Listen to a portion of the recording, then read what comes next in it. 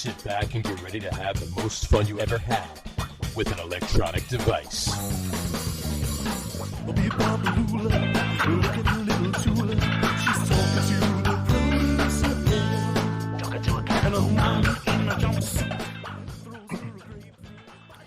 All right, everybody, welcome out to the Get On With It Sports Show. It is Wednesday, November the 23rd, 2022. Jersey Johnny coming at you with me, as always, is none other than Mr. RadioPete and Mr. Harry Lug Nutz. Say hello, gentlemen. Hello. How the hell are you? Woo! Look at those forearms jiggle. Look at that. Look at that. Look at that It's guy. not an optical illusion, folks. There's no You look like- muscle. It looks one like of those- there's just an arm and a head and You look like a one of those. black backdrop. Well, those like- are crazy inflatable waving arm man. Right. You wave your arms in a similar manner as Larry Bud Millman. Well, you know, He was you your gotta have uncle. a mentor, and he's one of mine. He's He one of was your arm waving mentor. There you go. I love it. How are you on this fine Thanksgiving Eve, 2022? Ooh, tired. You getting ready for tomorrow? All the food? No, All the football? no, All the beer? not really. Bourbon? Definitely Wine, never bourbon. maybe? Never bourbon. Wine, maybe? Maybe. Gotcha. I want to ask you guys a question. Ask away.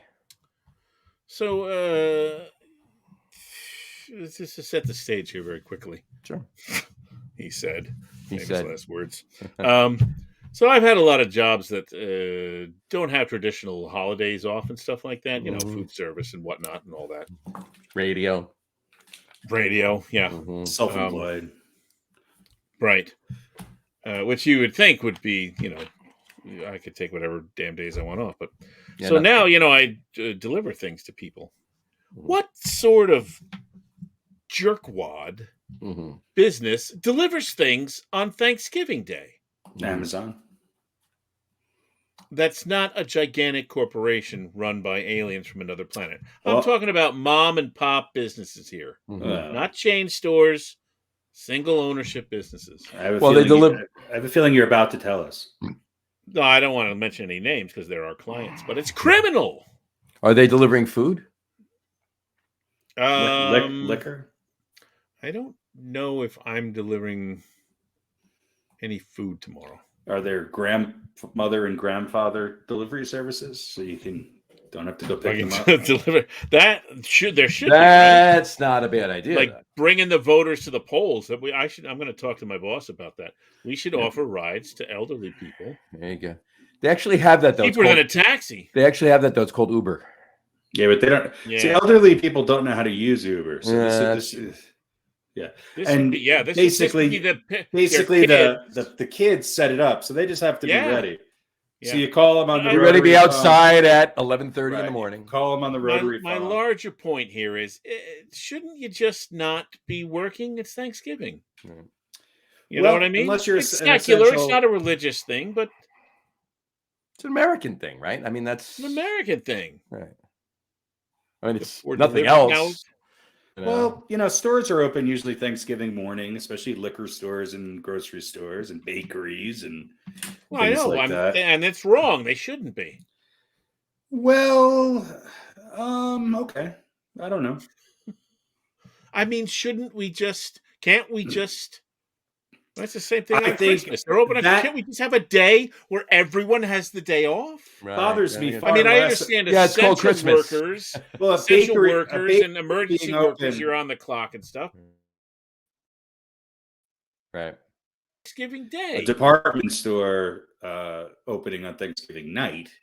Right. To Open at so- 7:00 at night or 9:00 at night. Or I mean, whatever. coffee shops, bakeries. Well, look, liquor stores are going to be open, right? And they're open till usually 1 or 2. Chinese And, restaurants. Chinese restaurants obviously are open, but that's generally speaking, the owners of the Chinese restaurant, most of them probably don't celebrate Thanksgiving. To them, it's Thursday. Why? right? Why You do they know? not celebrate Thanksgiving? Well, I mean, you know- John, they're Americans. No. The ones that are open, they're not home celebrating Thanksgiving. Is my point. I'm It's not the big- being racist here. The Well, ones how that about are the liquor stores? I think it's just an opportunity for people to make money, and if they choose to stay open on a holiday, to be one of the few people that are open and make 7 times what they normally make on a well, normal sure. I mean, Thursday morning, then and go that for it. certainly is being American, right? Yeah. You know. Yeah, fucking so- over the workers. That's America in a nutshell. Well, most liquor stores are owned by like one person, and that person is usually working that day. Right. Sure enough. So, yeah. Right, but if you are a liquor store that delivers and people are used to getting deliveries, Sure. you might you have your person who works for the store who's delivering, or you're using a service like the one I work for, in which case I'm working. Mhm. Right. And Uber's working, and DoorDash, and taxi drivers, if there's any left. And I don't think they should be, is all I'm saying. so you should not be able to get a cab on Thanksgiving. Well, that's different, right? I mean, that's You should not I be mean, able to kind of order mass an transit, Uber right? on Thanksgiving. You should not be able to get on a bus on Thanksgiving. You should not be able to take a train. No, on I'm Thanksgiving. saying brick and mortar stores that sell goods Right. should be closed. Mm-hmm. Those people should have the day off. I think choice is a wonderful thing across the board. Uber and those driving services. Mm-hmm. Now, granted, look, I don't have to work that day, Mm-hmm. but those we're all independent contractors. Sure. But right. You could just put in that you're not working that day. That's all. See, That's choice. Right. See, imagine that choice. You get to choose whether or not you want to do something. I wouldn't have to make that choice if they weren't delivering. What's all like getting paid to be off? Here's the other thing too. Well, this is true, but here's the other thing too. The workers in the stores per se are making time and a half or double time holiday pay because it's a holiday and they have to be. It doesn't matter how many hours. Most of the stores, if they're salary, they're not making the extra money, right? But if they're hourly, they have to make more money than they're making normally. For those hours they work that day, they have to have holiday pay. That's not if you work in a coffee shop. Missing your child's first step that happens on Thanksgiving because you're well, I mean, you could be missing your child's first step that happens on Friday if you're at work. Stocking auto parts but it's actually the auto special parts when store it is not open. at Walmart or Target or one of those big stores. Walmart's not open on Thanksgiving.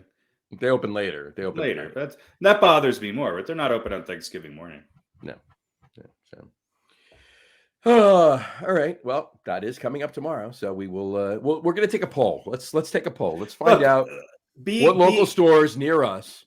Yeah. Each of us individually, what local stores, type of local stores per se, are open, and we'll talk about it on the show next week, briefly in the beginning of the show.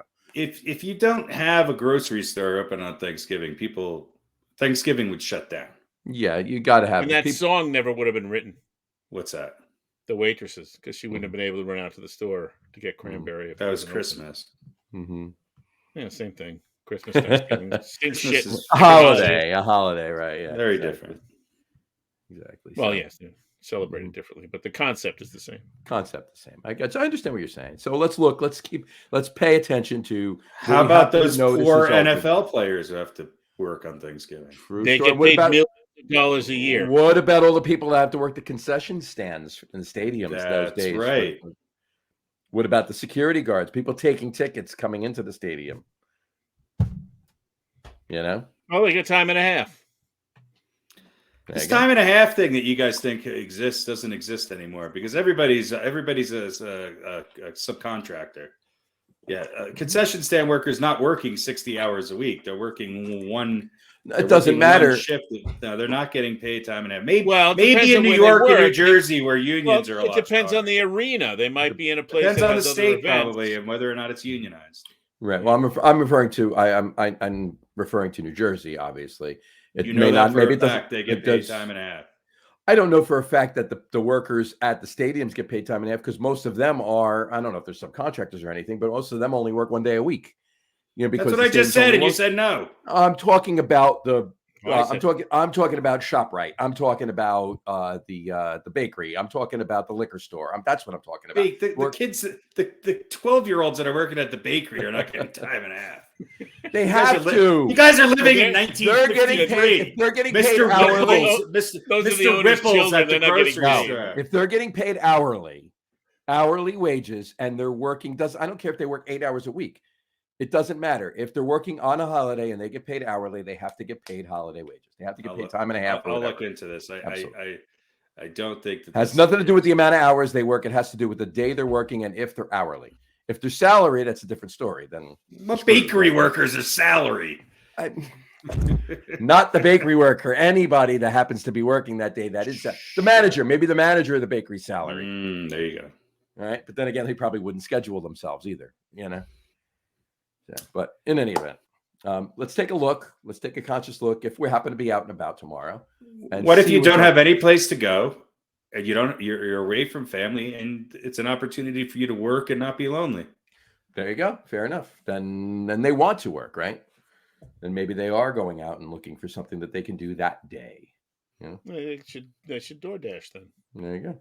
I can tell you right now, I know of a couple of brewery owners that are actually opening the brewery late morning, like 11. They're open like 11 to 3 that day, or even 10 to 2. I think even a couple of them. They're open early in the morning. Now that's fucking annoying.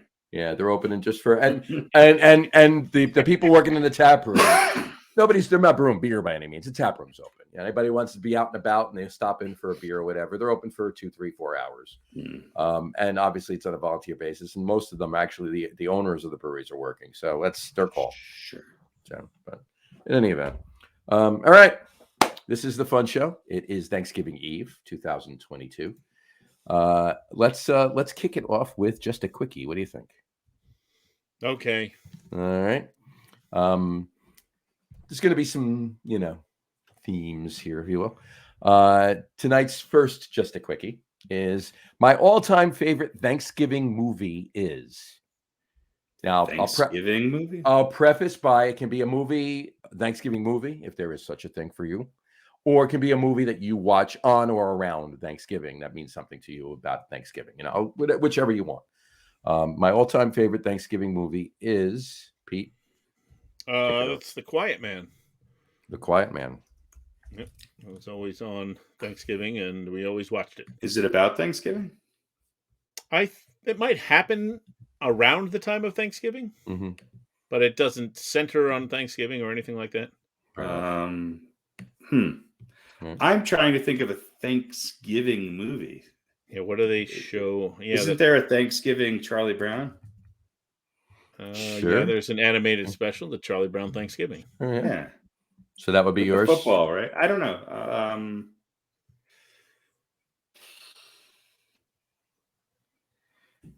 I can't think of a Thanksgiving movie. Or one that means something to you for Thanksgiving, even for me. Maybe it's a movie around Thanksgiving that you watch or you see, maybe from years ago, a nostalgia kind of Christmas Vacation. I don't know. There you go. All right. So what do you want to list? Home Alone. Home Alone. All right. There is I do have a favorite Thanksgiving movie. What is that? No, was it? And we're trying to guess yours, or we're trying to guess ours? I'm trying to guess yours. Oh, okay. I just want to know what yours is. Nobody's guessing. We're just saying. Oh, okay. I thought we were trying to guess. Mine is the one with Robert Downey Jr. and Holly Hunter and Anne Bancroft. And I can't remember the name of it. That's Iron my Man favorite 2? Thanksgiving. Yeah, no, it's it has holiday, I think, in the title. I can't remember the name of it, but if you look it up, you'll find. That's my favorite Thanksgiving movie. It is actually a great movie.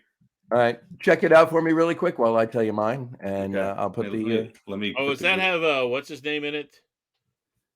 Well, I'll tell you right. Robert Downey Jr. Robert Downey Jr., No, Holly Dylan Hunter, McDermott, or something like that. Dylan McDermott. Yeah. Yeah, I think I know what you're talking about. Home for the Holidays. Home for the for the Holidays. Holidays. Yeah, that's it. There you go. Is that the one where they overcook the turkey? Oh no, that's Christmas Vacation. That's Christmas Vacation. There you go. All right, mine, easy peasy. Planes, Trains, and Automobiles. Yeah, that's a good one. That's Thanksgiving in a nutshell, right there. Perfect. So yeah, those aren't pillows. Great movie. Great movie. Great movie. You're going the wrong way. How the hell do they know where we're going? Ooh. There you go. All right. There you go. That is our Thanksgiving Eve. Just a quickie. All right. Let's move on to any discussion on that? No. I'm gonna watch that movie. No, they're all You gonna watch Home for the Holidays or Planes, Trains, and Automobiles? Home for the Holidays. I haven't seen it in many years. There you go. I think you should watch The Quiet Man too. Quiet Okay, Man. I'll look that okay. up. I'll have to look at that. Yeah, awesome. All right. It's set in Ireland. It's set in Ireland. Oh yeah. Yeah. I'm gonna have to watch that. I'll watch that. There's probably a lot about it that doesn't age well. I mean, it's a John Wayne movie from John Wayne, huh? John Wayne. But it's got one of the greatest, longest fight scenes in the history of movies. There you go. Better than the fight scene in Blazing Saddles, though. And it takes place on American Thanksgiving in Ireland. It was always on Thanksgiving Day. Gotcha. So we always used to watch it. I don't know if it has anything to do with Thanksgiving in the movie, but it was always on Thanksgiving Day. So I'll give you another one. It was around that time. I'll give you another one. It's not Planes, Trains, and Automobiles is mine, but I'll give you another one from our collective youths. All right.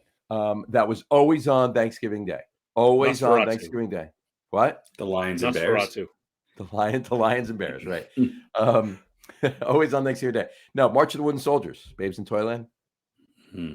Yeah, with Laurel and Hardy. I'm like it or not. I'm just saying it was always on Thanksgiving. I picked that's a Christmas movie. I watched the Three Stooges. It's a Christmas movie, but it was always on Thanksgiving. Yeah, yeah, that's one of those ones people love, and I'm like, whatever. It's not that good. I just never enjoyed it. But that's I would say I'm a contrarian. Not that I aim to be. I just don't like a lot of stuff that people think is classically good. It's just not my cup of tea. As we'll see from the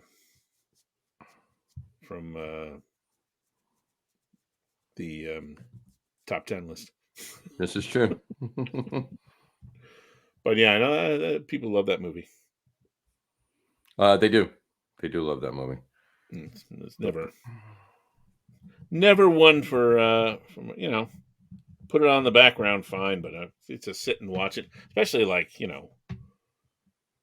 40 times. I haven't watched this movie since I was 6. Well, you're not sick of it yet? But there must be some other movies that take place on Thanksgiving. Yeah, what are they? I've been trying to think it out myself too when we put this in. Look that up, I think. Hannah and Her Sisters. Classic.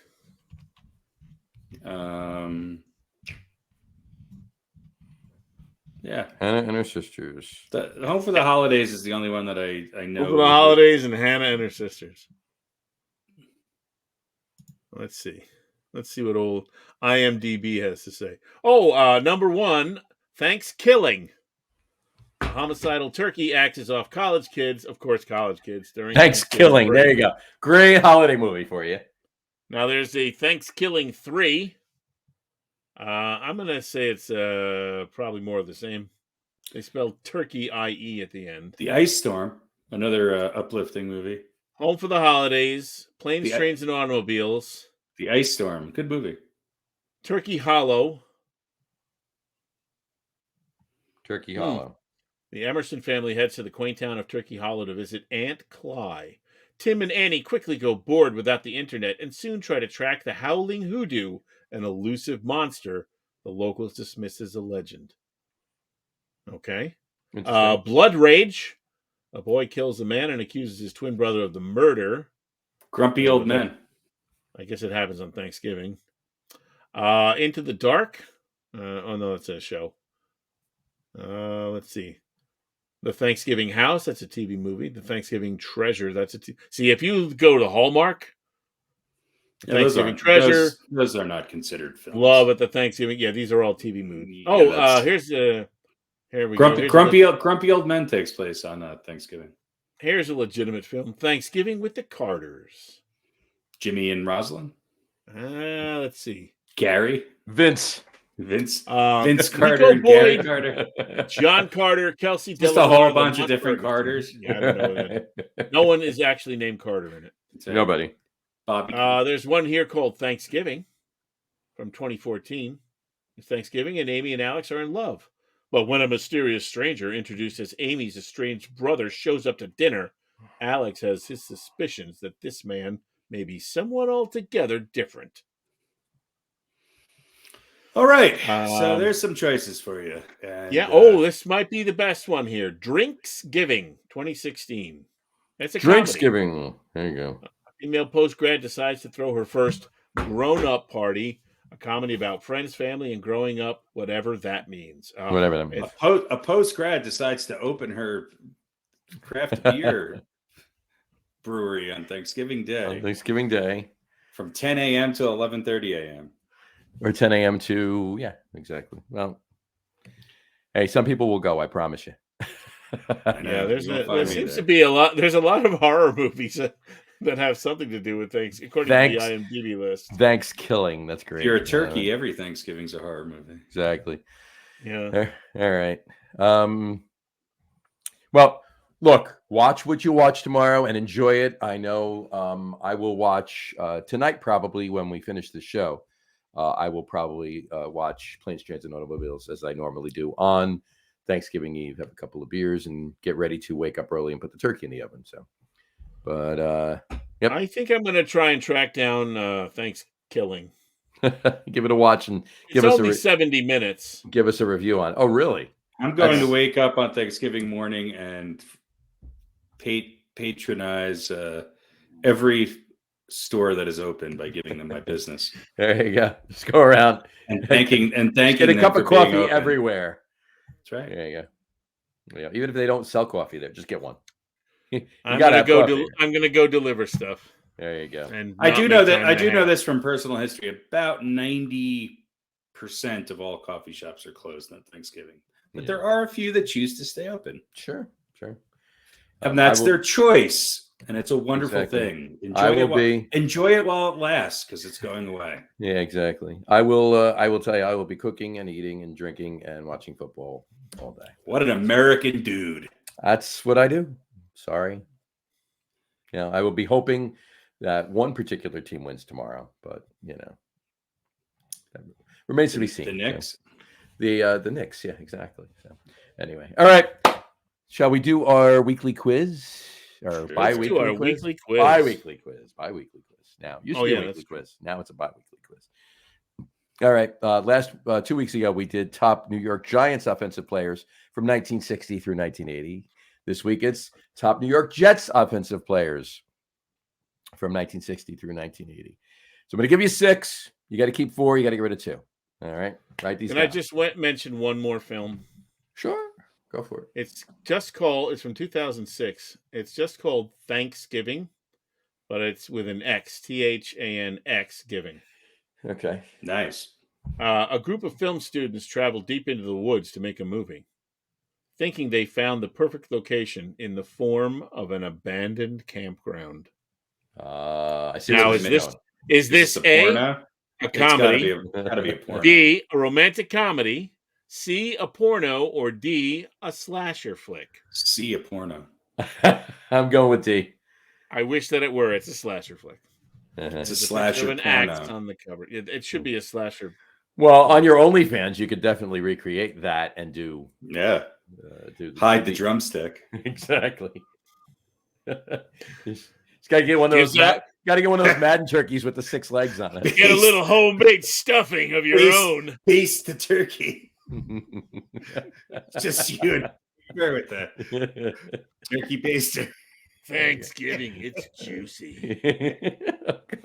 Get you a big tinfoil thing to sit in. There's so many. Tie your legs behind your head. You've never had creamed onions like these. And baste your potatoes. We need more gravy. Comes in a spackle bucket. There you go. It practically writes itself. It's the first Thanksgiving squeegee. This is gold. All right. All right. Here we go. Right. Quiz. Write these down. Here you go. Write these 6 New York Jets offensive players from 1960 through 1980. Write these down. Here we go. All right. Matt Snell. Oh, yeah. He was good. Matt Snell. Don't try and throw me off. All right. There you go. Pete's neighbor, Emerson Boozer. The Emerson Boozer. Yes. All right. His Majesty Emerson. There you go. Don Maynard. Don Maynard. John Riggins. He didn't play for the Jets for that long, did he? 4 or 5 years, sure. Did he? Yeah. Before the Redskins? Before the Redskins. John Riggins. Richard Todd. Oh, God. No, Todd. Richard Todd. And you didn't think I was going to leave him off, did you? Broadway Joe. So, yes, the answer is I know all of these. There you go. Once again, Matt Snell, Emerson Boozer, Don Maynard, John Riggins, Richard Todd, and Joe Namath. Radio Pete, tell us who you're keeping. Let's see. We have to keep Matt Snell. All right. Emerson would never invite me over for a barbecue if I took him off the list, so he stays. Mm-hmm. Don Maynard was pretty good. Mm-hmm. And let's see, Riggins, Todd, or Joe Namath. Mm-hmm. I think we'll keep Joe. All right. There you go. So you're getting rid of John Riggins and Richard Todd. Yeah. You're keeping Matt Snell, Emerson Boozer, Don Maynard, and Joe Namath. All right, Yeah. Harry? Well, you know, boy, the Jet. He had his. You try and make a case for Richard Todd? No, definitely not. I was just trying to make it interesting. I don't really know much about Boozer's stats or Maynard's stats, but I think they were pretty good. I think you got to get rid of Riggins and Todd. So you agree with Yeah. Radio Pete? I mean, John Riggins is a Redskin. He had one really good year with the Jets. Mm-hmm. You know, the rest of them, whatever. I don't know if Emerson Boozer's stats are great. No. Yeah, But he was just one of the first players that I knew when I was a kid. You can't. Yeah. I mean, you can't look at it. Well, Snell was stats were on the Super Bowl horrible. team. Yeah, Right. Snell was on the Super Bowl team. You can't really look at. Scored a touchdown. Scored the only touchdown. Yeah. Yeah. You can't look at like horrible stats. You can't say they're horrible or whatever. But the stats for the Jets, right? As compared to not as compared to the rest of the league, just compared to the rest of the Jets in that time. You know. No, I have no idea what his stats were, but he's Emerson Neither do Boozer, I. and Yeah, I like his name. His name is when I was fantastic. when I was 7 or 8 years old or whatever, and Sure. so he's one of my favorite players. There you go. And, So you're. Don Maynard was pretty good, right? Isn't he a Hall of Fame? Yeah, Maynard was pretty Maynard good. was fantastic. Yeah, Maynard and Joe Namath are. Yeah, they're obviously. Riggins just keepers you're on- right. He did. I know he did have one good year, but he wasn't. And he might if he hadn't gone to the Redskins, he might never have been the John Riggins that we know because the Jets probably would never have had an offensive line like that. Right. No. Very So true. and Richard Todd, whatever. Mm-hmm. Whatever. He Yeah, I tried guess. his best. He did. So you're keeping Matt Snell, both keeping Matt Snell, Emerson Boozer, Don Maynard, and Joe Namath. All right. We're heading. Yeah, we got Broadway Joe under center. Broadway Joe under center. There you go. All right, cool. There you go. That is this week's quiz. Top New York Jets. And offensive wasn't players from Emerson the Boozer more of like a all-round kind of special teams returner? He wasn't just a running back. I mean, he wasn't a traditional running back, was he? I don't know. Yeah. I really don't know. I don't think so. I know he was. I mean, no, he was a running back. I mean, I know he was a running back, but you know, he was on a Super Bowl team too. He won Super Bowl 3. yeah. 66 to 75. He was on 10 years. He was on the Played Jets. for the Jets for a long time. 10 touchdowns in 67. He's got 5,135 career rushing yards, 52 touchdowns total. He was actually drafted in the NFL by the Pittsburgh Steelers, but opted to go to the AFL to the Jets. There you go. So Emerson Boozer. There you go. Two-time Pro Bowler. Not that we were going with Emerson Boozer, but not that we were doing an Emerson Boozer account, but Well, I think if you look at stats, him and Riggins are pretty close, but he's Emerson Boozer, man. Exactly. Well, listen, he had 139 receptions, almost 1,500 yards, and 12 touchdowns to the But air. he's a Jet. I think of him as a Jet. I don't think of John Riggins as a Jet. Mm-hmm. Well, you couldn't think of Boozers or anything else. He didn't play for anybody. That's what I mean. He's a quintessential New York Jet. Right. Yeah, listen, he was not a bad player. Okay. All right. Well, there you go. All right. Alrighty. Brings us to our rapid fire quiz. This week's rapid. Yeah. This should be the over/under. How many weeks in a row will Pete lose? Joe name it. But I stopped counting. Stop counting. There you go. All right. Well, let's get it going. Rapid fire quiz tonight. There you go. NFL history rapid fire quiz. Here we go. All right. Kicking it off with Pete. 6 questions each. Here we go. You can steal if the other person gets it wrong. God, we got to get this out of 3. Here we go. All right. Pete, here we go. Start us off. How many yards was John Elway's The Drive? 98. Very good. Look at that. That one I know. That one you knew. Kicked it off with a one you knew. All right. Look at that. Harry, you're starting from behind already. Look at that. Mm-hmm. Stranger things have happened. Okay, here we go. Here's yours. Harry, how many games did Walter Payton miss over his entire career?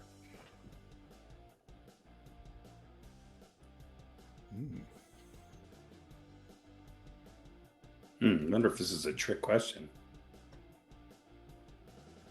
As in he didn't play in the NFL? Or as if maybe he never missed any games. Maybe he never missed any. 3.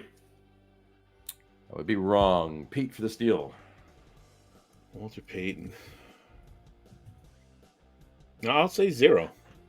You are both wrong, but you're on either side of it. 1. He missed one game entire career. So there you go. Good guesses. True. As far as the drive goes, by the way, I had the stats here. It was Denver versus Cleveland in the 1986 AFC Championship game. Cleveland was favored in that game by 3. It was on January 11th, 1987. Bernie Kosar. Very good. All right. Back to Pete. Question number 2 for Pete. Pete, how many touchdowns did Dick Butkus have over his entire career?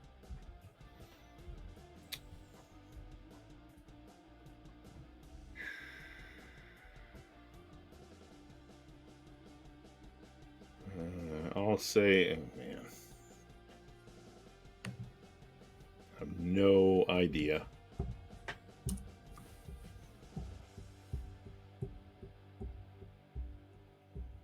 I'll say 1. That would be wrong, Harry. None. That would be right. You are on the right track there, Pete. Yeah, I almost went with 0, but I'm like, he had to have 1, right? He's Dick Butkus. Yeah, 0. So that one was indeed a trick question. All right. Harry, your second question. What player coined the term sack? When did the sack start to get counted?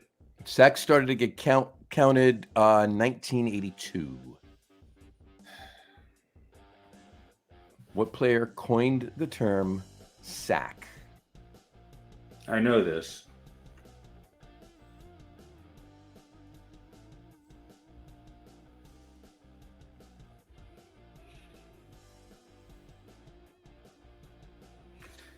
It's one of the guys on the Rams. I don't know. Deacon Jones. That would be correct. Deacon Jones. That is correct. Who was the other guy? Or Merlin Olsen? Merlin Olsen. There's another guy on that defensive line. I thought maybe it was him. Anyway. Rosie Greer was there. A couple others. Anyway, yeah. Deacon Jones coined the phrase sack, coined the term sack. Pete, I'm going to ask you a quick question. Is this official? If there's a tiebreaker, this will be the tiebreaker. We're doing a tiebreaker now. a precursor for That's the very tiebreaker. optimistic, John. Very optimistic. All right. What's Deacon Jones's actual first name?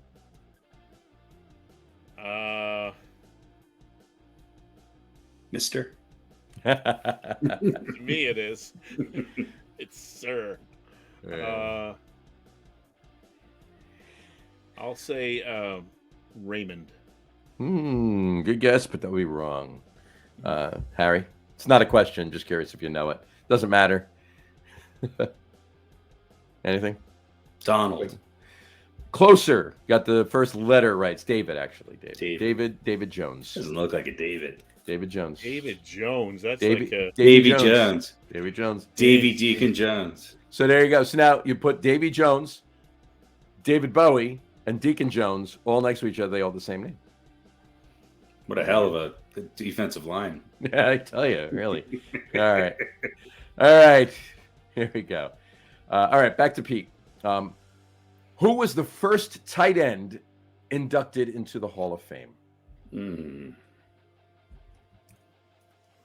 Who was the first tight end inducted into the Hall of Fame?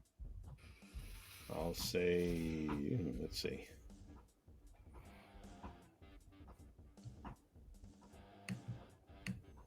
What year was that? 1988. He was inducted into the Hall of Fame in 1988.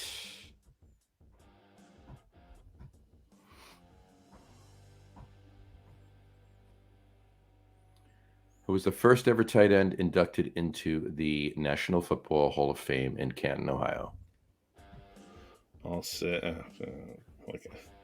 I'm pretending like I got it narrowed down to 2. I don't. Could be. No, I don't. I'll say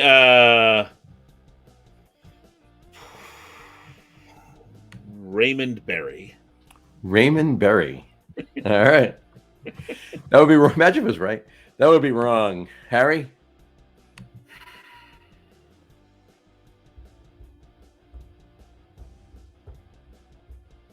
Was it Ditka?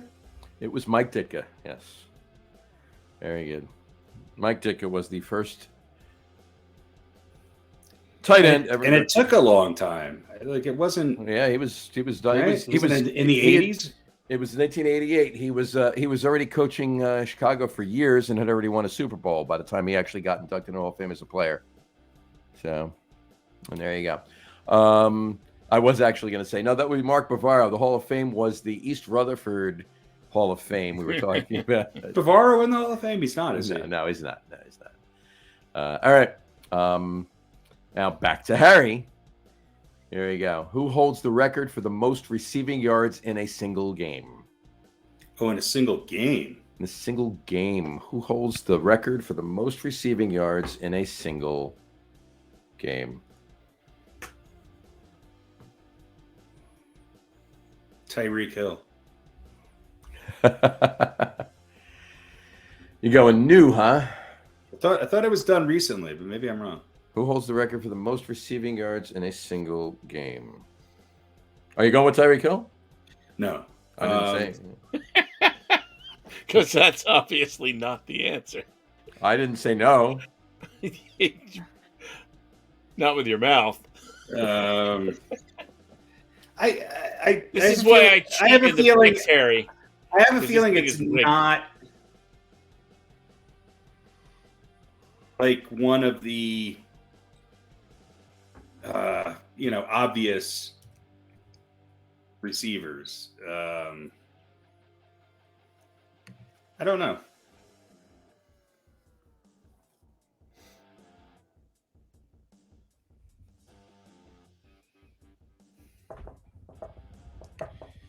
I'm going to go with Calvin Johnson. Calvin Johnson. Good guess. Good guess. Wrong. But good guess. Pete, for the steal?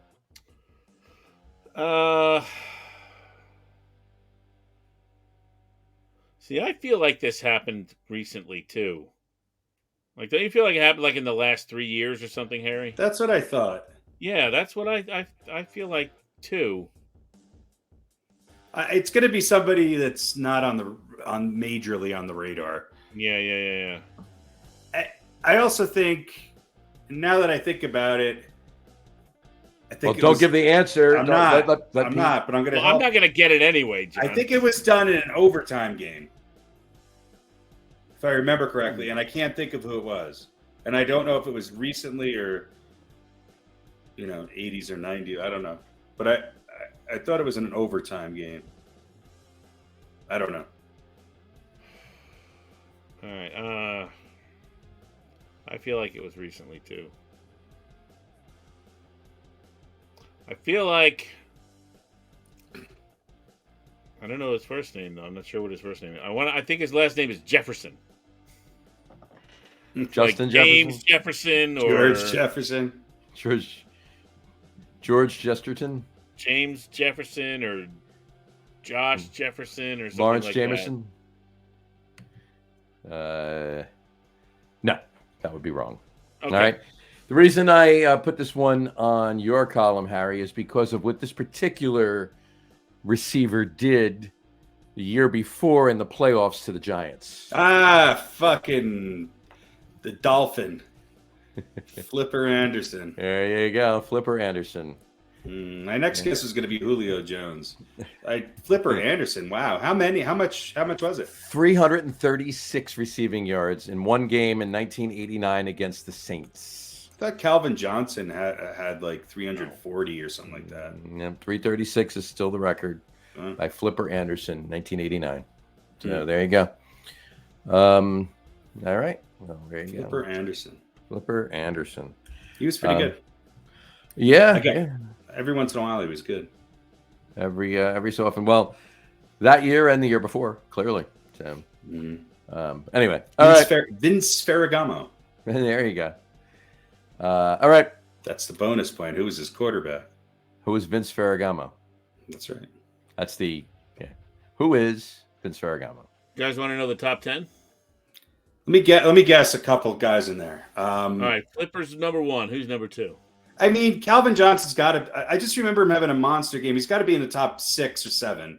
Number 2, 329. All right, I think Julio Jones is up there.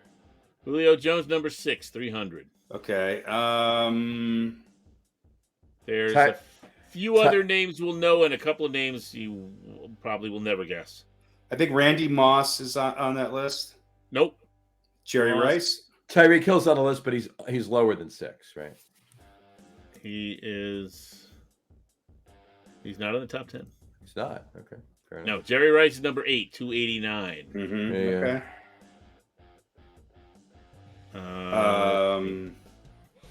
Who is Rice's partner? Oh, John Taylor.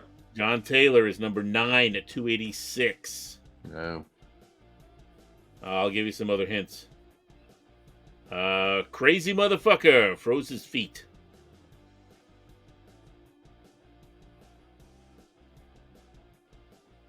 Froze his feet. Well, I don't know. Is it Antonio Brown? Oh, No. okay. Should have just stopped that crazy motherfucker, then we would have known. He's number 10, 286. Remember he went in the cryo chamber with Yeah. 284, number 10. All right, let's see. Jacksonville's only great receiver ever. Oh, Jimmy Smith. Jimmy Smith, yeah, number How 7. about Terrell Owens? He wasn't up there. Owens, number 11, Okay. 283. Now now there's 3 left. Julio Jones is 6. 3 left, 3, 4, and 5. I think you would be hard pressed. They are not names you would know. It's not Jamar Chase or anybody current. No, let me see. There's one name that I kind of. All right. Are the teams there? I'll give you the Kansas City Chief. The game was 1985 against the Chargers. 85. Wow. Chiefs. You'll know his name. Good receiver, but you wouldn't think Really? he had a 309-yard game. Might have been. Might have been the best receiver, so to speak. On Page. yes, first Page. name Stefan. Stefan Page. Yes. Only was spelled Stephone. Stephone. STE phone. Stefan Page, 309. Hmm. Number 4 was a Ram. 1945 against the Detroit Lions. 45. That's Jim Benton. Wow, really? Jim Benton. Jim Benton is number 4. How many yards? 303. In 1945? That's unheard of. 1945. That's The Rams crazy. against the Lions. And number 5, you won't know either. That was 1950. Detroit Lion, and they beat the Baltimore Colts. Well, I don't know if they beat them, but 302 yards. Cloyce Box. Cloyce Cloyce Box. Box. CLOYCE. Great. BOX. Cloyce Box. Cloyce Wow, Box. that is the name of the day. Yeah, Cloyce Pretty good. That's good. Box. Cloyce Box. Tyreek Hill is CLOISE? Or no YCE? CLOYCE. Wow, that's almost a current name. Like Cloyce. Calois. Cloyce. Yeah. Calois. Tyreek is tied for 14 with Del Schaffner of the Giants from 1962. And who was Del Schaffner's quarterback? Vince Ferragamo. Fran Tarkenton. No. Desmond. Why don't you know this? Y.A. Tittle. There you go.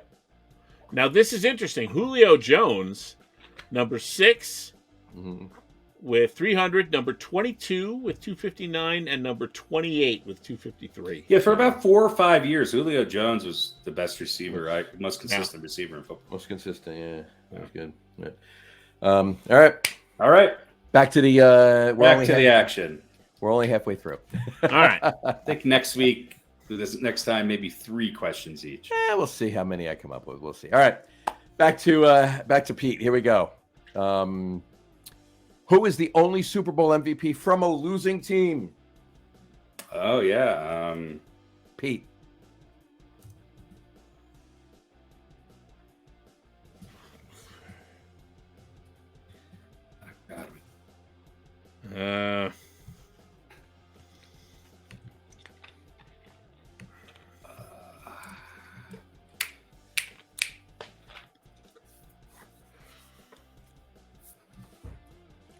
Was the only John Super Bowl Elway? MVP from a losing team? No, it would John not be John. It would not be John Elway. No. Harry. We covered this. He's on the Dallas Cowboys, and he was linebacker, I think, or defensive player. Chuck Howley. That would be correct. Chuck Howley. I think you're looking shit up. No, I This is remember. this is why I cheat in the picks, because this game is so rigged. How is this rigged? Because Harry knows things, and you know. I knew. That's And why what you ask triggered? the questions He you know gave you're you gonna the know. question. I knowing gave you're a you the Cowboys question fan. knowing you're a Cowboys fan, and we you covered were the it. one who brought this up last time we talked about it. But I don't know anything. I just remember his weird name. The only reason why I know it is from his podcast. That was a gimme for you. It's not. At no time in this podcast did someone say, "Oh, what was it, Chuck? Was it Chuck or Clint? Chuck." Howley. At no time in Clint this Eastwood. podcast did someone ever say Chuck Howley, and I went, "Oh, he won the MVP on a losing team." The only guy that ever When we did that. talked about best top Dallas Cowboys of all time, he was on the list, and I remember us talking about. Oh, it's probably because that day he did his research on. No, I was probably reading it off the thing right there because it wasn't the quiz. I think I chose him as old balls, is what it was. It might have been. And I it was looked super. up that factoid. That It was doesn't mean I Super knew Bowl. It was Super Bowl 5. They lost to the Colts in 1971. All right, that brings us to Harry's next question. Here we go. Harry, who recovered the Holy Roller?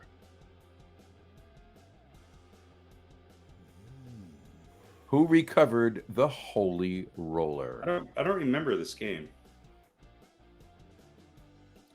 It was in different than the Immaculate Catch. Yeah, it was in 1978. That's all I'm giving you.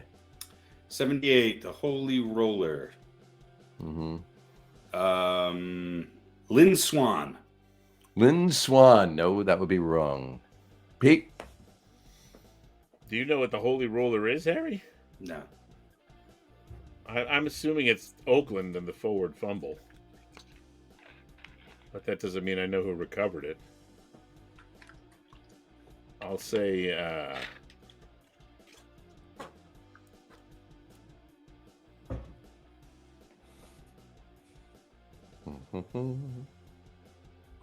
I'll say...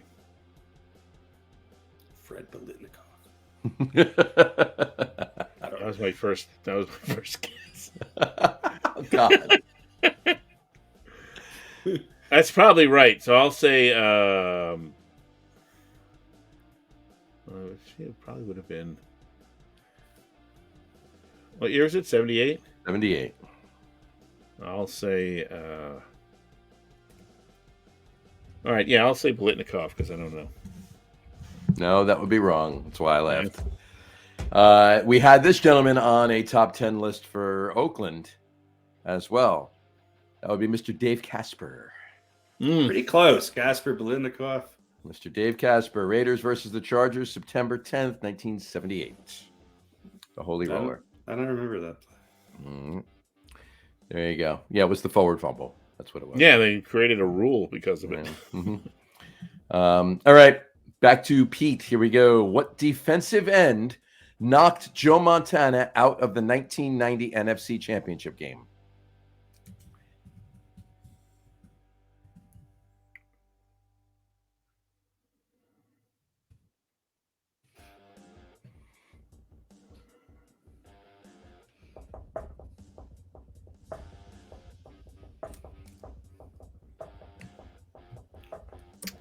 I'll say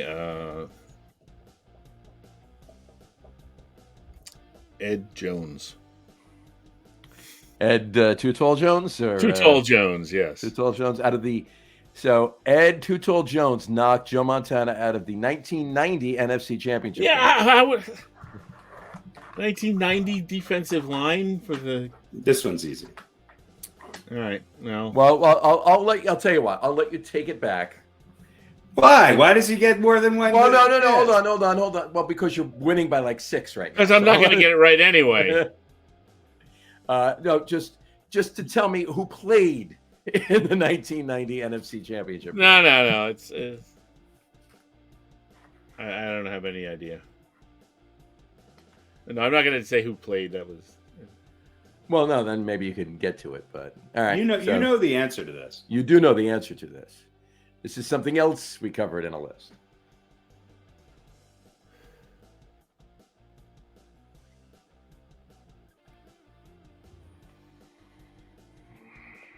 I don't know. It was used as a scoreboard cheer. He doesn't know. No. I'm not just saying it now. It was used as that. Harry, go ahead, tell us. Leonard Marshall. There you go.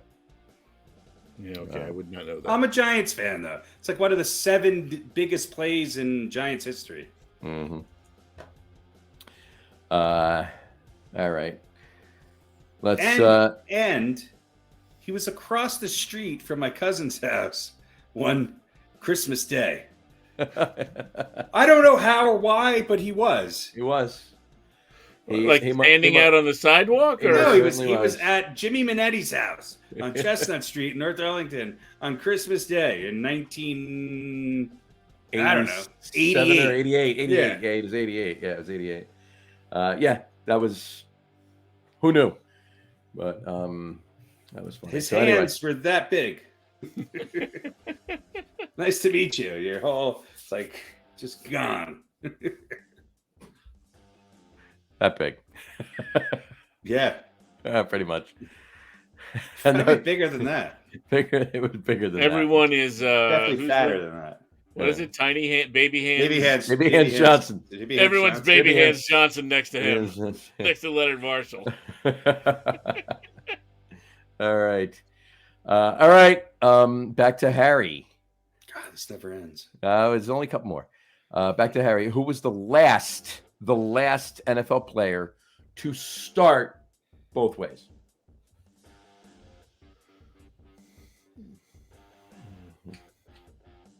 Deion Sanders.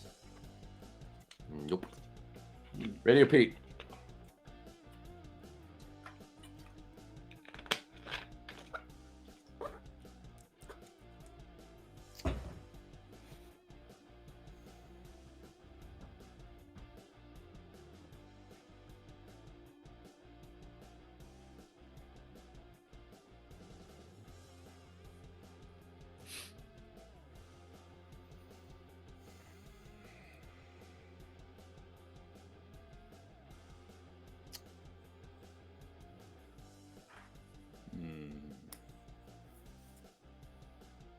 Chuck Howley.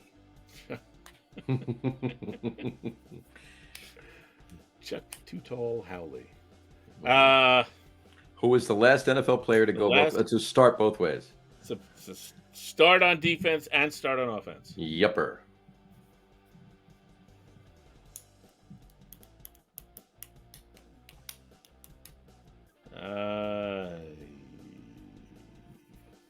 Like to call a friend. Can I have a 50-50, please? Um, A raffle ticket, you say?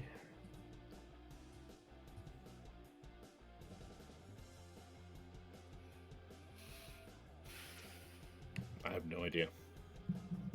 That is correct. Darren Sproles. Darren Sproles. There you go. You got the right team, but the wrong year and person. So there you go. It was the Saints. Darren Sproles. Who else did Sproles play? Eagles. There you go.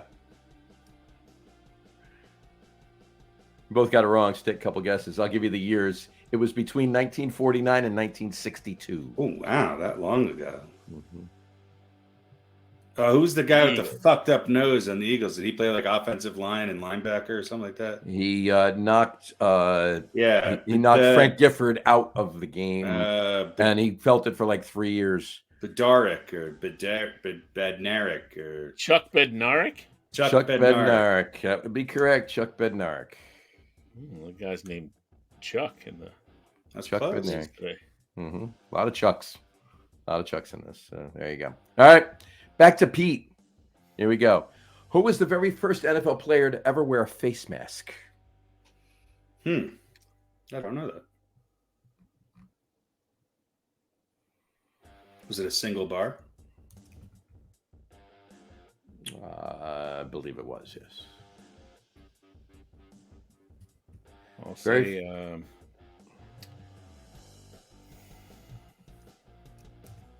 Jesus.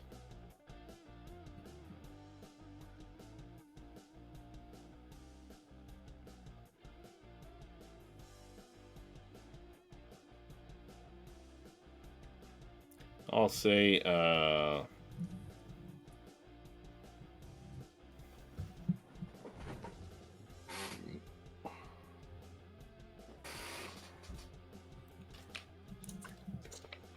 Oh, you will you? I will. I will say someone. I don't know why I'm thinking so much. I have no idea. I'll say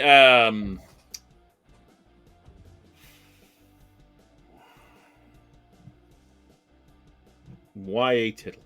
Y.A. Tittle. That would be wrong. Harry?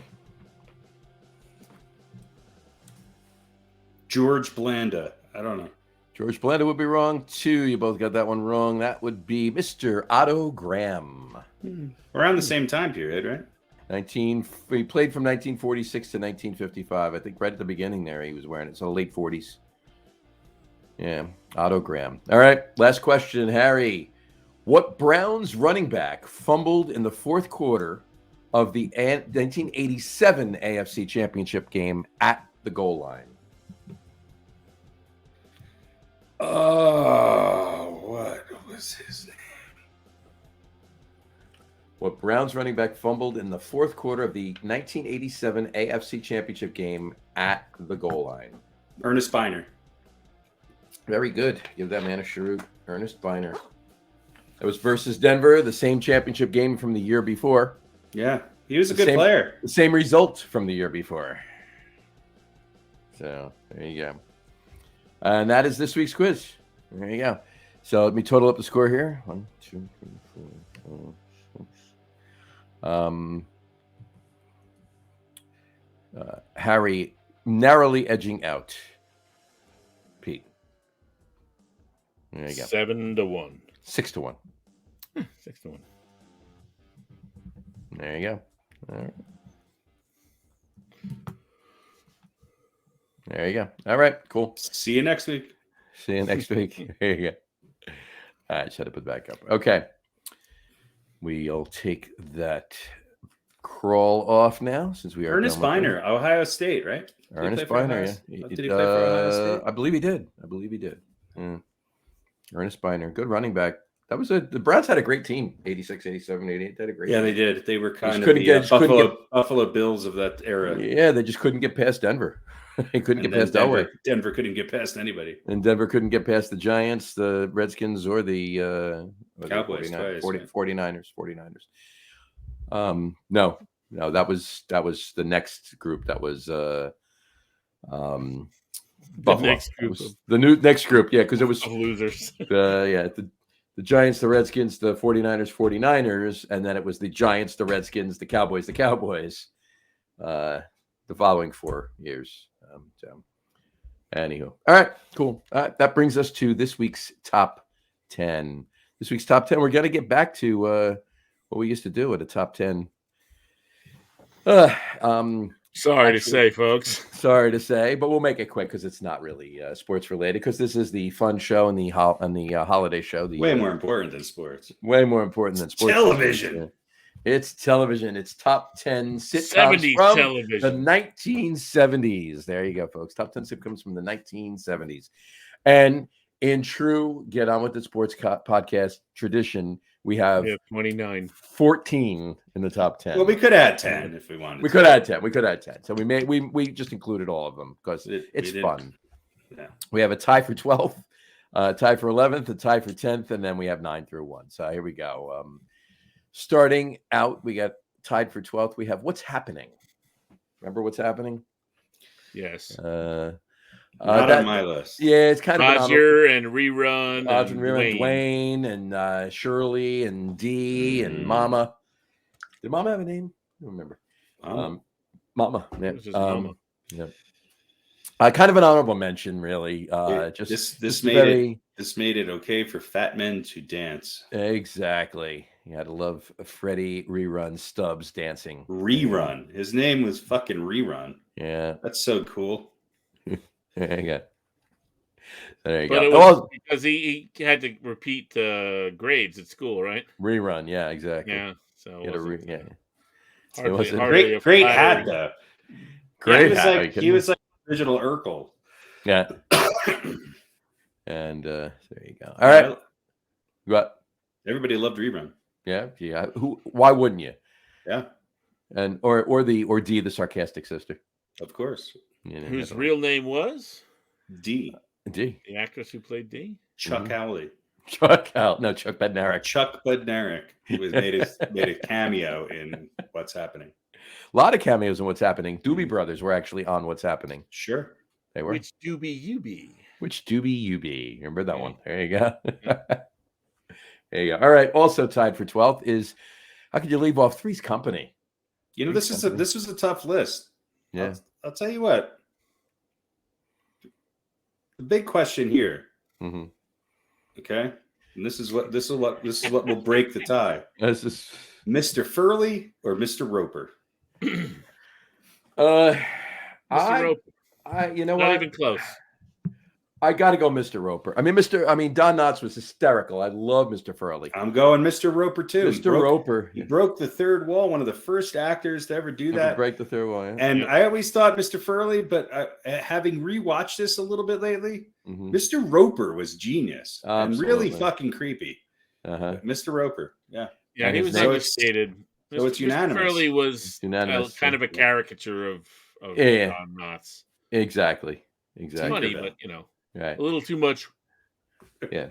you know. Mr. Roper, definitely. Mr. Roper, some things would not fly nowadays, but No. yeah. Yes. And what was his name? Mr. Roper. The actor? The actor, yeah. Norman Fell. Norman Fell. Norman Fell. Very good. Norman Fell. And All just right. for the record, I certainly wasn't watching Three's Company for the humor. No, I never thought it was particularly funny.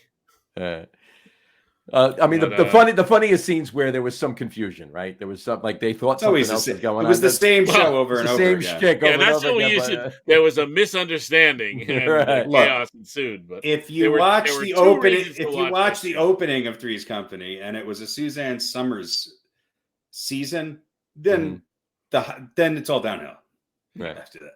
Right. There were two reasons to watch Three's Company. Yes, there were. Yes, And both of them were. I think the Ropers. I mean, Mrs. Roper. Let's not forget about Mrs. Roper. Yeah. I think Yeah. they were Suzanne Summers' accoutrement. Yeah. Two reasons to watch. And both of them were Suzanne Summers. However, the most underrated female character was Rhonda, and it made me question whether or not Jack was straight or not, because she basically she was the most aggressive female character ever on television. Mhm. Yeah. That's Yeah, true. little Yeah. to no interest. Yeah. Larry from Larry was upstairs. annoying and creepy. Yeah. Yeah. But the Regal Beagle was cool. Regal Beagle was great. Who wouldn't want to go to the Regal Beagle and hang Right. out and Right. But anyway, yeah. and there you go. All right, that's tied for 12th. Here we go. Moving into tied for 11th. First one is Welcome Back, Cotter. I mean, Welcome back. Your dreams will you stick it out. this All was right. maybe my favorite show as a kid. I'll be honest. Yeah, this was good. It was definitely made for a younger crowd. Yeah. You What? Where? know, Who? Why? yeah. Right.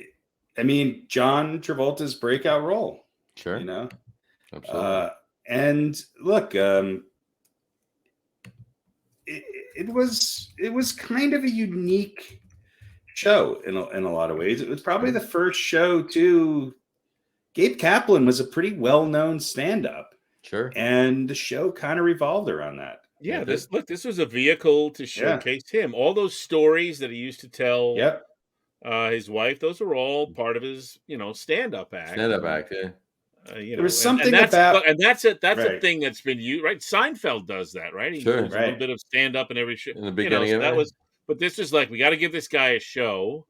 So we surround him with some wacky characters. We make him a teacher, and he tells funny stories. And It was all based on kids that he grew up with around. Yeah. Yeah. And the best thing about this show and a couple other on this list from that era, the physical representation of the time and the place was very accurate. It was not spruced up or spit shined. It was brown and dark and ugly. It represented New York in the 70s. The school was not made to look like 90210. It was real. It was kind of interesting. Yeah. Mr. Woodman was the Mr. Woodman, yeah. one of the best character actors of all time. Sure. I can absolutely. really only remember like the classroom and the apartment were the two sets. Right, but both were real. Right. It Right. was like this is what a teacher would actually live in. This is what a Right, school. right, It wasn't. It Yeah, wasn't. it wasn't sitcom. pretty. It wasn't Right. prettied up or exaggerated. Right. And Gabe Kaplan, one of and a long mainstay on Battle of the Network Stars. Sure. Oh, absolutely. And now he Okay, does. yeah. He's the color guy on poker tournaments now. He is, yeah. He was in a lot of them. Yeah, he was likes in to play. He likes to play, yeah. But yeah, I mean, you had Juan Epstein. That's right. Please excuse Juan from gym today. Signed Epstein's mom. Arnold Horshack. Yeah, Ron Palillo. Ron Palillo, Palillo, yeah. Freddie Boom Boom Washington. Oh yeah, he was great.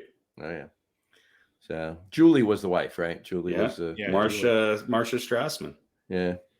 That was a really good show. And John Sylvester was Mr. Woodman. He was kind of a famous play actor and character actor. Really, really great actor. Mm-hmm. Yep, and John Sebastian.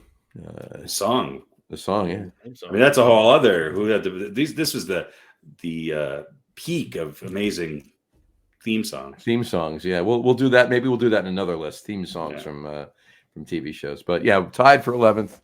Welcome back, Cotter. Let's move on to another one that definitely started a theme song trend there too, and that would be tied for 11. Laverne and Shirley. Schlemiel Schlemazel, Hassan Pfeffer Incorporated. We're gonna do it. Yeah, I know. And what was the name of the brewery they worked at? Shits and Giggles. Shits and Giggles Brewing, right? The Shots Brewery, right? Shots, yeah. Yeah, I always thought like Lenny and Squiggy were. Laverne and Shirley was funny, but I always thought it was because of Lenny and Squiggy. They were the best part about the show. And the most annoying character was Carmine. Oh yeah, hated him. I go from rags to riches. Yeah, he was supposed to be like the Fonzie of the show, but he wasn't. He was definitely in the Fonzie role, but he wasn't. Yeah, he was a knockoff Fonzie. Yeah, Lenny and Squiggy were great. Oh, they made the show. They made. Yeah. I mean, the whole ensemble cast was great, but Lenny and Squiggy were definitely the. Penny Marshall, great, just great. Penny Marshall is a Penny Marshall and Lenny and Squiggy. Comedy in general, not only for the show, but the writing and the movie director. Sure. Well, and her dad had a lot to do with a lot of these shows on here. So, brother. We mentioned him earlier, Leonard Marshall. Leonard Marshall. Leonard Marshall, Penny Marshall's father. Knocked. But whatchamacallit? No, her brother. That was her brother. Or was it Gary Marshall? Gary Marshall's her brother. Yeah. Okay. Yeah, older, obviously, but her brother nonetheless. Right.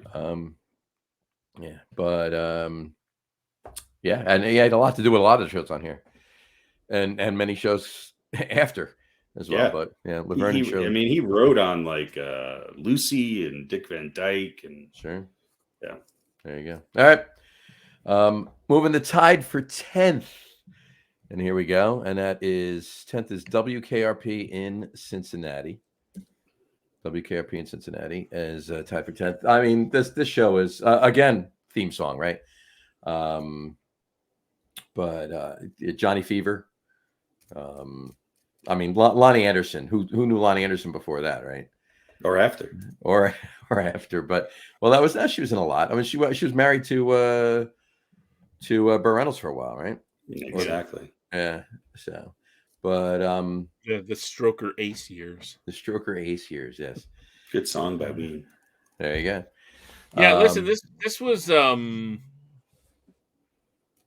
mean, a little kitschy, a lot kitschy, but campy, not kitschy, campy. Yeah, that was the allure of it. It was over the top, but it was on on purpose. And I don't ever remember them trying to be dramatic or Howard Hessman was good. Oh yeah. Yeah. Speaking of Thanksgiving episodes, one of the best Thanksgiving episodes in TV history. Yeah, there you go.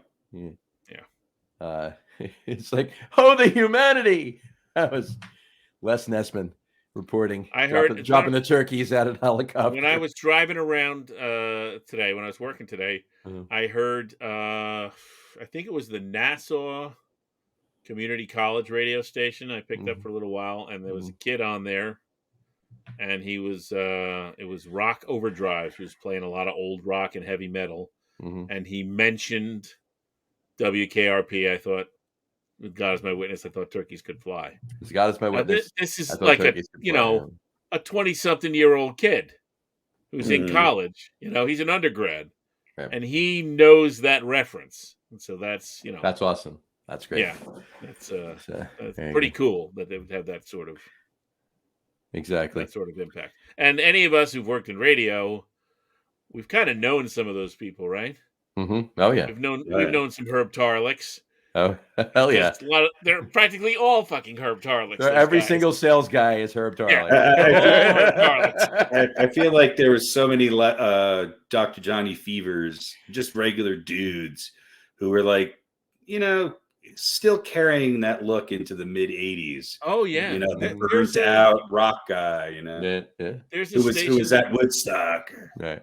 There's a station that I do weather reports for, KRQU, and they got this rockin' bed, and the outline is with your vintage vinyl weather. Vinyl weather. Vintage vinyl weather. So I always say it that way, you know. There's a good record store in New Jersey called Vintage Vinyl. Vintage vinyl, yeah. I'm sure there's probably a dozen of them around the country, but great record but store. it's just, to me, that it evokes that kind of that image of that, sure, you know, that guy hanging on to that look and that feel and stuff. That's great. All right, tied for 10th, WKRP in Cincinnati. Also tied for 10th, Bob Newhart. Yeah, one of my favorites. Definitely, you know, underrated, very underrated. Very underrated show.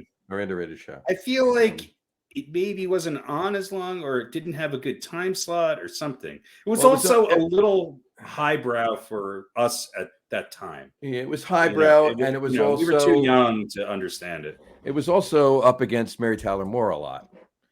Well, I think I watched all of these in reruns. I don't think I ever remember Mary Tyler Moore being on as a kid. Yeah, I don't remember. I wasn't allowed to watch it, I guess, or something. Gotcha. But yeah, Bob Newhart, and ironically, one of my favorite final episodes, the last scene, I should say, of a final episode of any TV show it wasn't Bob Newhart, it involved Bob Newhart. It was the Newhart Show from the late 80s, mid to late 80s. My brother Daryl. This is my other brother Daryl. That's the Newhart Show that I remember. Yeah, no. So I don't remember the original Bob Newhart. He was a psychiatrist in Chicago. He was married to Suzanne I understand. Right? I mean, I've seen it since, but I don't remember it. The name was the receptionist. Peter Bonners was the dentist. Peter Bonners was the dentist. Right, exactly. Yeah.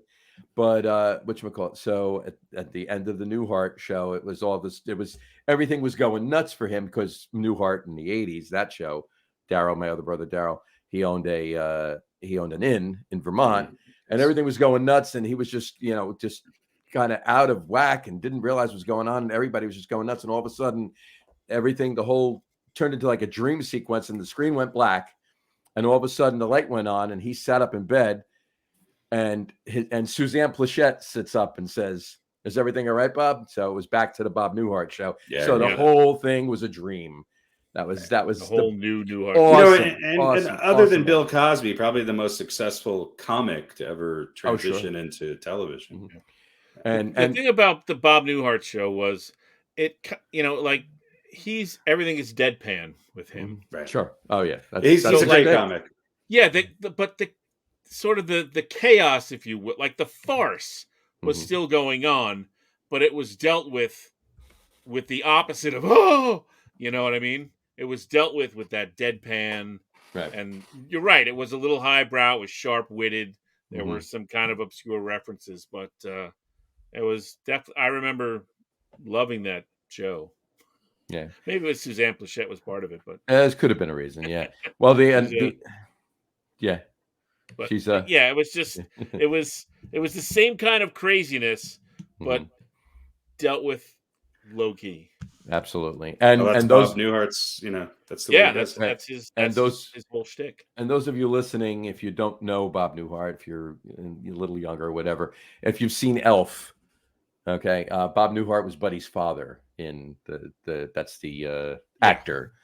Yeah, he was in Elf. So anyway, all right, and he's made some appearances on Big Bang Theory. Sure, right, exactly. So, all right.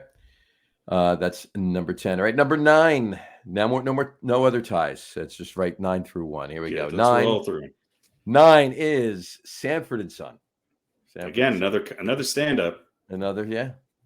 Red Fox. I mean, when you talk about stand-ups, Red Fox was, pretty, on the edge there. If you blue, as they call blue, very blue. Maybe other than Right to the Moon, probably the biggest tagline to ever withstand this test of time is "I'm coming, Elizabeth." Yeah, I'm coming to join.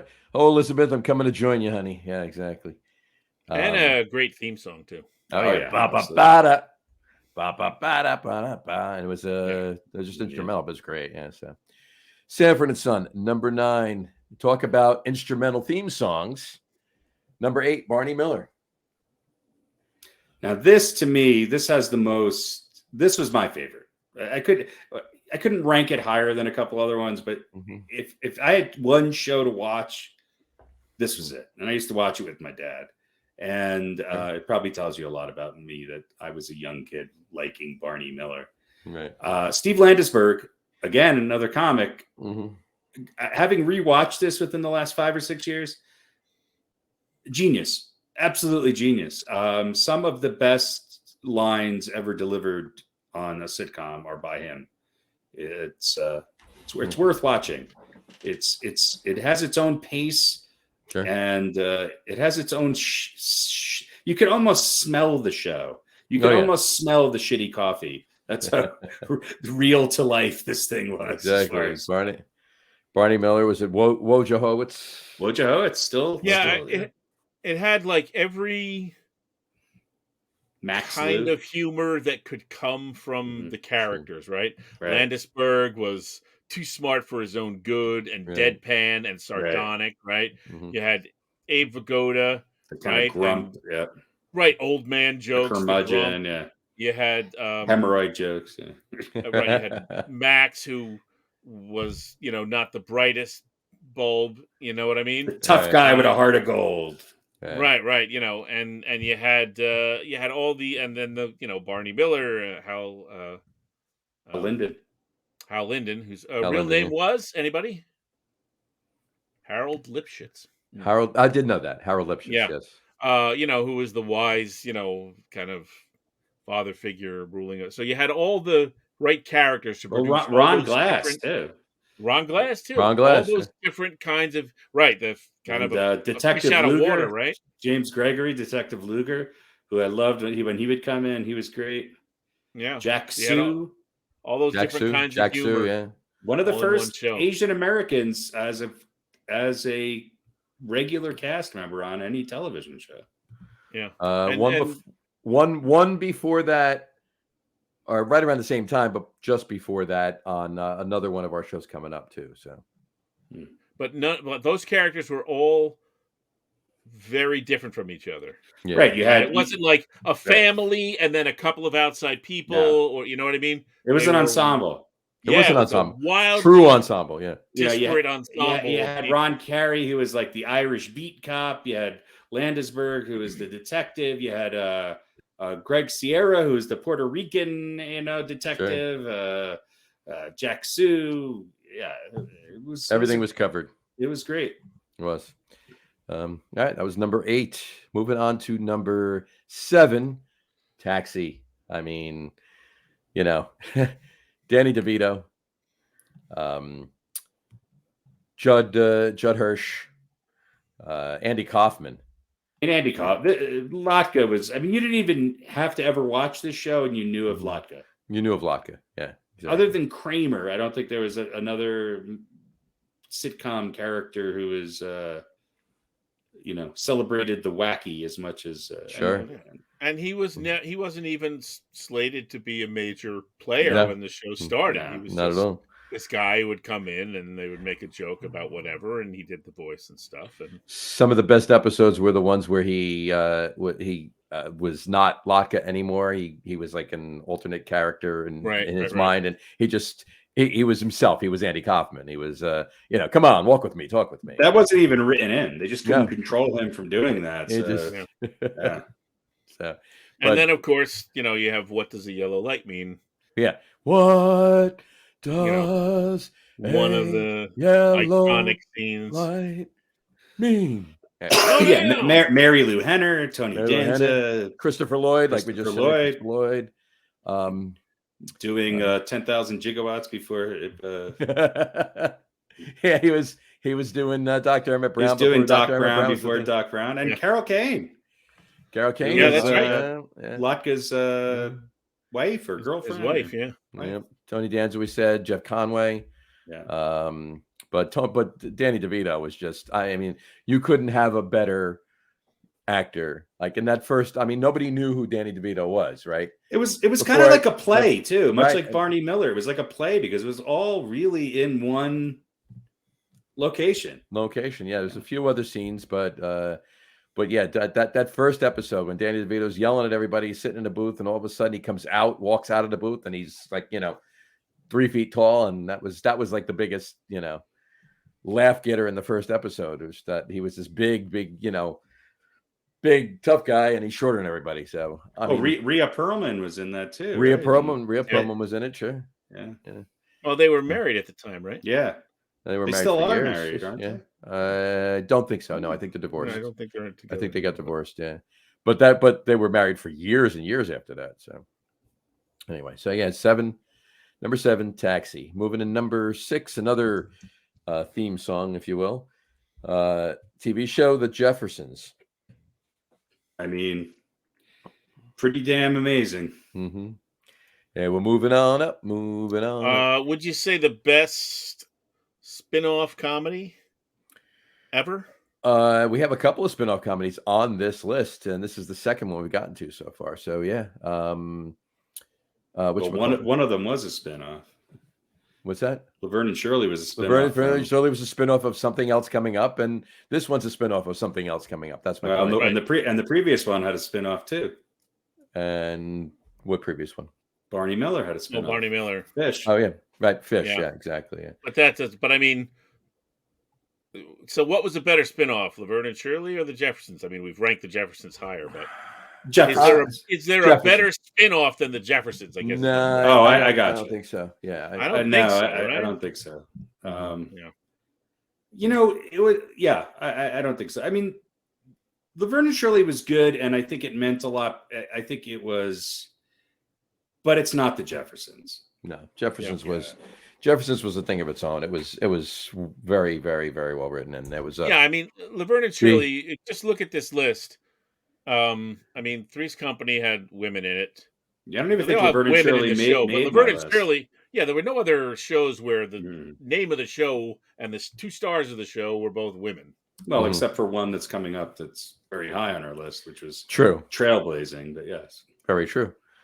But yeah, as far as the Jeffersons go, just like I said, very well written. And I mean, Sherman Hemsley played George Jefferson. He was Sherman Hemsley, like a lot of these characters, was sort of likable, sort of not likable. I mean, the lead in a lot of these, when there was a lead, was not always likable, which was just mind-boggling when you think of Danny DeVito's character, when you think of George Jefferson, when you think of even Sanford and Son, right? They weren't these squeaky clean, Leave It to Beaver kind of. They were very groundbreaking, real characters. Sure, and obviously there'll be others as we go up this list. Absolutely, especially one on the next one. Part of the Jeffersons, I think, because he was Archie's nemesis, right? His nemesis. His neighbor. Yeah. They were neighbors in Queens. Yeah. Right. They weren't. And then they moved up to the east side. But George was one of the thorns in his side. Right. And then he got his own show, and then he was the one getting right. Everyone around him was a thorn in his side. Right. A comedic justice, so to speak. And I think that was one of the draws of the show, is that now you know what it's like to have people bugging you all the time. Exactly. Well, well, a lot of these shows were more ensemble based. Sherman Hemsley could carry a show. I mean, he was just that good. Sure. Yeah.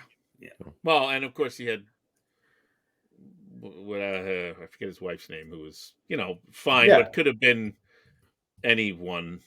Well, she was a great actress. She played the straight man pretty well. Yeah. Wheezy. Yeah, but he also had Marla Gibbs. Yeah. Oh yeah. Oh, she was great. The deadpan. Yeah. The Steve Landisberg of the show with that kind of delivery, and more sassy and more cutting. Yeah, sassy and she was his, counterpoint in a lot of ways. Right. Exactly. Yeah, much like Archie Bunker was getting it from everybody, he was getting it from everybody. Yeah, everybody around, right? He's got and he had his neighbor, right? The English guy.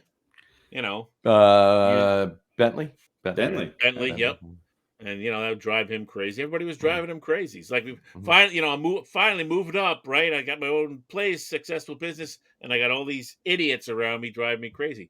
Well, it's the flip side of the coin for you. There you go. All right, number 6, The Jeffersons. Number 5 is the main show that The Jeffersons was spun off of, and that's All in the Family. Should have been higher. But... Boy, the way Glenn Miller played.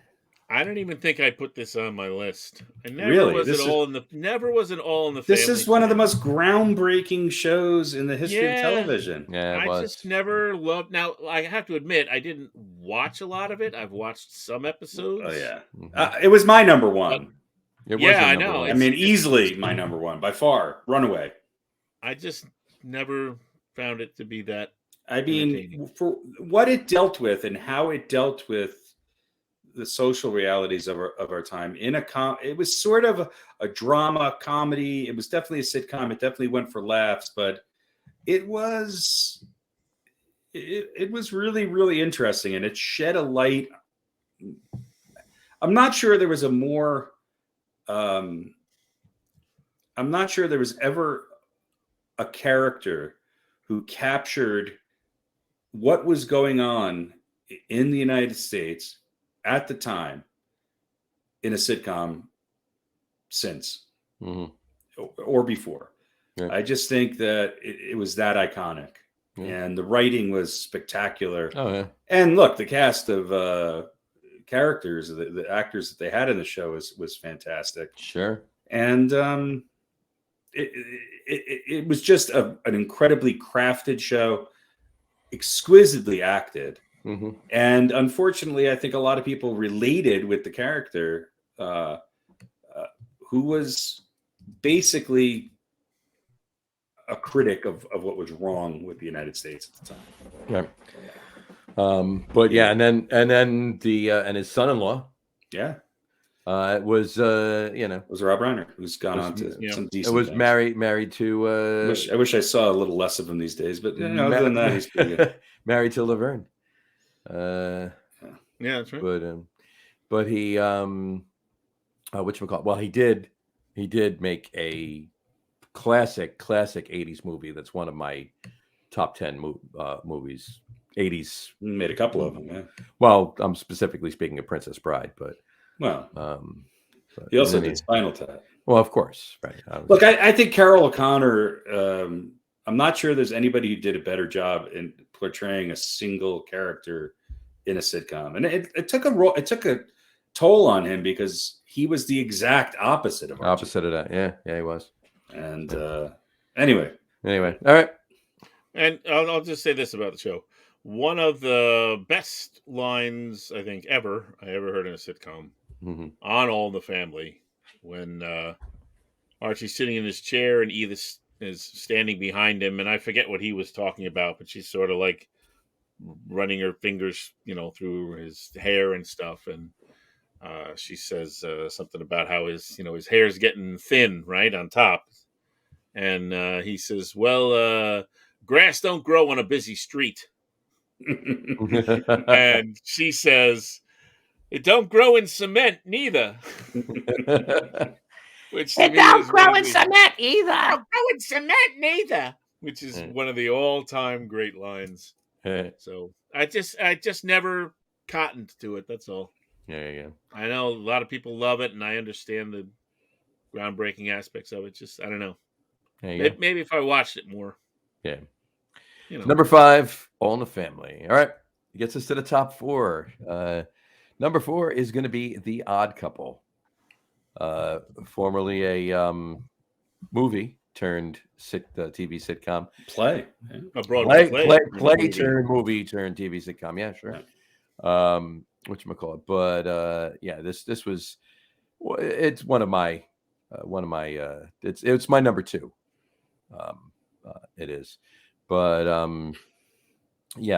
Felix and Oscar. I mean, there's so many. I could sit here and quote lines all night, and so there's a lot of great lines. So many great lines. It's ridiculous.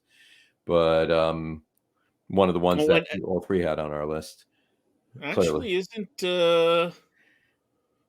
Throwing Out Day? Wasn't that a couple days ago? Yeah, it was on. It was Sunday, and it popped up on my news feed of memory because I The posted it a few 13th, years right? back. On November 13th, Yeah, November Oscar 13th. Madison was asked to remove himself from his place of residence. That request came from his wife. Yeah. Deep down, he knew she was right. Well, Felix Unger was. I'm sorry. Yeah, Deep Felix down, Unger. he knew she was right, but he also knew that someday he would return to her. With nowhere else to go, he appeared at the home of his childhood friend, Oscar Madison. Several years earlier, Madison's wife had thrown him out, requesting that he never return. Can two divorced men share an apartment without driving each other crazy? Oh, boy. And within that is the essence, right? Right. Felix Unger was asked to remove himself from his place of residence. Right. Oscar Madison's wife had thrown him out, requesting he never right? return. Right. So that's to me, that was always the brilliance of that. And it's also very Neil Simon. I mean, that would be what you would hear at the beginning of a play before people come on the stage. Right. You know, yeah, it's incredible. And look, I mean, this defined Tony Randall and Jack Klugman's careers. I mean, sure. And great casting, great writing, and you know, I mean, and they brought on other celebrities. Sure. Right. You had the Let's Make a Deal episode. Right. Sure. Roy Clark. Roy Clark came on. Roy Clark, where he plays an amazing guitar piece. Robert Goulet came on. Yeah, and even guys who came on and played characters like Pernell Whitaker. Sure. Penny Marshall was on. Penny Marshall was a cast member. Albert Brooks. Albert Brooks was in he was in one episode, right? Look, and one of the and Rob TV Reiner, shows, right? Wasn't he Sheldon? Yeah, Sheldon. No, right? No N. Sheldon. Yeah, Sheldon. Sheldon. And much like another one on our list, very few sitcoms have legs usually if they're following a really good film, and this one certainly did. I mean, sure. Jack Lemmon and Walter Matthau in The Odd Couple just a few years before this started. So, and this was also pretty early. I mean, I think it started in 1970, right? So, and pretty incredible. It seemed much more contemporary than a lot of other shows for that time period. And it went through a couple incarnations too. I mean, not that nothing really ever changed, but like the apartment changed, the friends they all hung out with, and things they did changed, because in the beginning episodes, obviously the apartment was different, but there was the Pigeon Sisters. They were never in the later episodes. There was Speed and Roy and Vinny. Now, obviously, and Murray the cop was in all the way through, but Speed and Roy and Vinny disappeared. Right. And then later episodes, obviously Miriam was in it, but there were it was one of the best shows. It just, and anytime it comes on now, if I happen to be puttering around, boom, and it's on. Number 4, The Odd Couple. Number 4, The Odd Couple. There we go. All right. Number 3. We referred to it before. It was the main show that spun Laverne and Shirley off, and that's Happy Days. Who doesn't know Happy Days? I mean, even if you're younger, you've heard of Happy Days. I mean, come on, Richie Cunningham, Joni, Fonzie. Fonzie is Richie was the main character, but Fonzie became the main character. And probably brought back to life a little bit for a younger generation by a Weezer video. Sure. Right. Whatchamacallit. But then you have Mr. and Mrs. Cunningham. Yeah. And ironically, of course, can't talk about Happy Days without talking about the fact that Richie's older brother, Chuck, was in season 1 and then never heard from or talked about ever again. That happens. Gone. Did he go off to college or something? And that was it. Yeah. They forgot they had a son, another son. Well, But then you got Potsy and Ralph Mouth and all of that. But that's what we're referring to before. Pat Morita was in the first several seasons as Arnold. He was Arnold. And then obviously he felt, after a while it was Al's. It was Al. It was Murray the cop from then Murray the cop took over. He took retired over. And he decided to open up a burger joint. And he tried to move from New York to Milwaukee. And buy the business from where it was like 15 years earlier, right? Yeah. Went back in time to Milwaukee, where it was still the 1950s. Right, exactly. What did you do? Well, I was a cop in New York in the 70s. Now I own a burger joint in Milwaukee in the 50s. I think this one. There's another one that didn't make our list that I think holds. I think for young people, it holds a place of nostalgia and sentimental value, and I think Happy Days is certainly that. It was not a great show. I mean, it's good, but I think the Brady Bunch was another one that was very similar to this. Sure, you know what? I mean, we watching these back, I almost thought the Brady Bunch was better. But they were more. Happy Days was more character driven than situation driven. Absolutely. What was going on wasn't really funny. No, it was the same thing over and over again. Right, it was how everybody. Right, that's what's just the boon of the sitcom is. But Ralph and Potsy are putzes. Richie's got a conundrum, and Fonzie's going to help him get out of it. By the way, this spawned the worst spin-off show in the history of television as well, in Joni Loves Chachi. So Laverne and Shirley, good. Joni Loves Chachi, not so much. Horrible. Not so good. Yeah. But hold on, there's also another spinoff. Okay. Mork and Mindy was a spinoff of which of Happy Days. Was close to being on my list as well. Mm-hmm. I mean, Robin Williams was incredible. It was also like super late in the 70s. It was more of an early 80s show anyway. Yeah. So, but I would consider that more 80s. But then, while not a spinoff, it kind of was derivative of Happy Days or Johnny Loves Chachi for that matter. But Charles in Charge was horrible. Okay, even worse than Johnny Loves Chachi. Number 2, spiraling down. Yeah, it's spiraling, right? So, and hold on, one thing, Happy Days was actually a spinoff show. Yeah. You remember what of?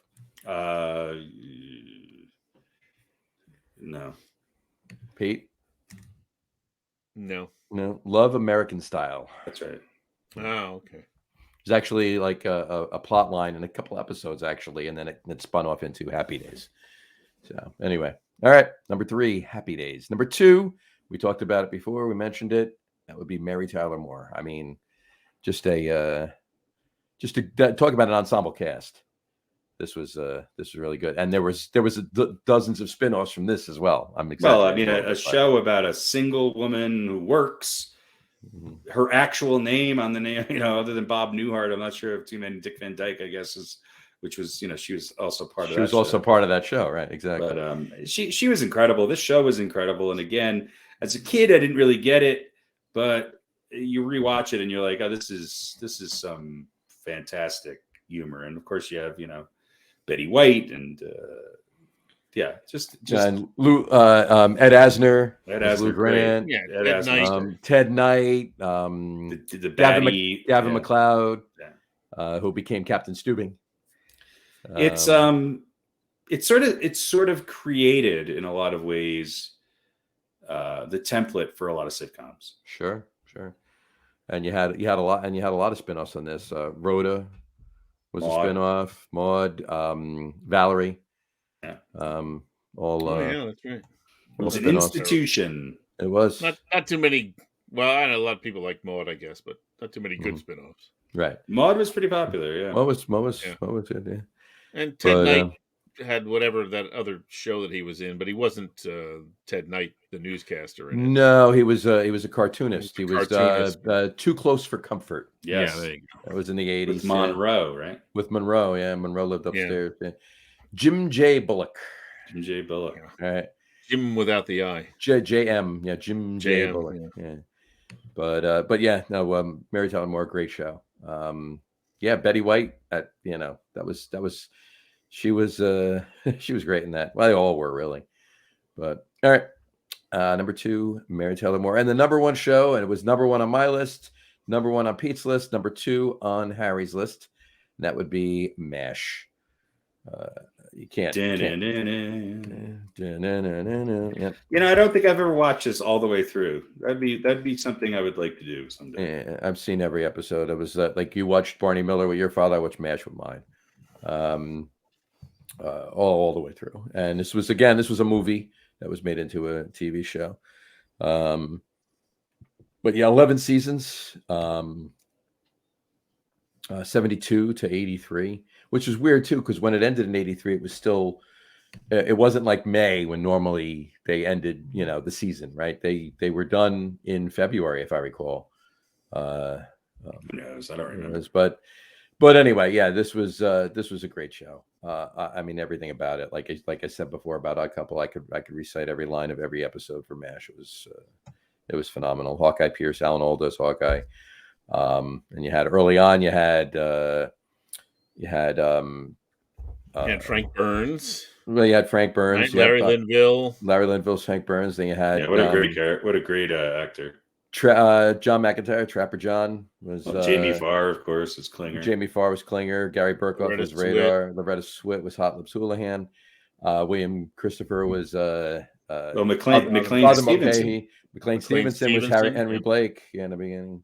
I was like almost always quote the one line when they're getting drunk in the one tent and one guy has to go to the bathroom. He says, "Tree number 1 is for number 2. Number 3 is for number 1.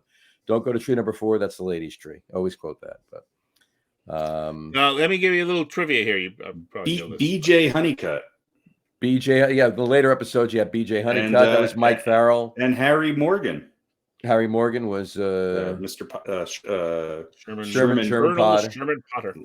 Sherman Potter, and then you had David Ogden Steers was Charles Winchester. Emerson Winchester. The third, right? Or fourth, or the third. Yeah. Which character was in both the movie and the sitcom? That would be Gary Burkhoff. That's right. Radar O'Reilly. He was in both.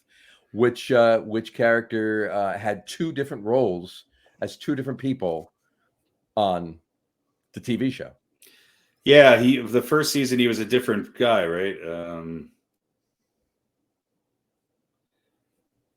No. I don't. Was it the guy with the gruff voice? Did he have a gruff voice? No. Okay. No. That was Rizzo. You're talking about. He was later episodes anyway. He was the motor pool guy. Yeah, the motor pool guy. Yeah. No. That would be Colonel Sherman Potter. Mm-hmm. He was in like. Was he a general in one season? He was General Steele, and he like went crazy, and they got him out of there or whatever. He was in one episode or whatever, and then he came back as Colonel Sherman Potter, Harry Morgan. Yeah, I just thought he was one of the weaker characters. I don't care much. It was a storyline there, but he was the father. He was the fatherly voice of, or the grandfatherly voice of reason, maybe even. But and then there was a spinoff of MASH too, and I'm not talking about after MASH, because that was a short run. But Trapper John MD. Yeah, not one of my favorites. But it was a spinoff nonetheless. I mean, yes. But Wayne Rogers didn't play Trapper John. It was obviously somebody else, but Wayne Rogers was Trapper John. Anyway, so there you go. Here's the thing I'll say about MASH. Mm-hmm. I've always said, or often said, that drama is the death of the sitcom. Yeah. And what I mean by that is there are many sitcoms that start off funny, mm-hmm. and what usually happens is the actors get bored mm-hmm. of being funny all the time, and they want to be dramatic, so they start to add dramatic stories.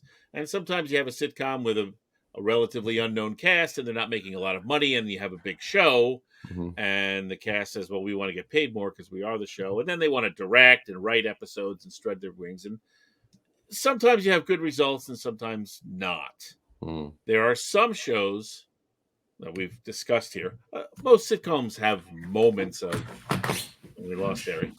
Oh, we lost his camera. Have moments of drama and stuff. Some are... It's integral to the story and woven within, like All in the Family and stuff like that. Right. MASH to me is definitely the example of where that was done the best. Right. Where the drama was mixed with the comedy the best. Right. Best example of it. They were able to mix in the comedy with the drama and not have it be in poor taste. It actually worked. Right. Now, I think That was classic. That's got to be an opening right there. I think it was partly the setting of the show, right? Was war, Sure. right? War can't always be funny, Right. but they were able to have pretty horrific moments, as far as things that were going on and what people were going through, Sure. and it didn't ruin the show. Right. And I think that to me is the greatest thing about MASH. Agreed. Is that they were able to do that and pull it off. Okay. All right. So there you go. Number one show, MASH. There you go. MASH. All right. We have an old balls tonight. So tonight's the first time we're going to play this sounder in a while. Old balls, old balls, old balls, old balls. The loop was on. Sorry about that. You gotta love it. I think he's just leave it playing while we tell us who it is. There you go. Harry, tell us who tonight's old balls is. Well, tonight's old balls is none other than Mr. Abe Vigoda. Abraham Charles Vigoda, born in 1921 in Brooklyn, New York, lived to the ripe old age of 94, was none other than Fish on Barney Miller, as well as Salvatore Tessio in The Godfather. Sure. Those are probably his two most well-known roles, and he was a walk-on for both of them. In fact, he walked on after jogging for the role of Fish on Barney Miller, and it sort of helped put him in the mindset of the character and got him the role. I mean, I think he was also known for years as one of these people who is he alive or dead? I think he died 27 times between 1985 and 1999.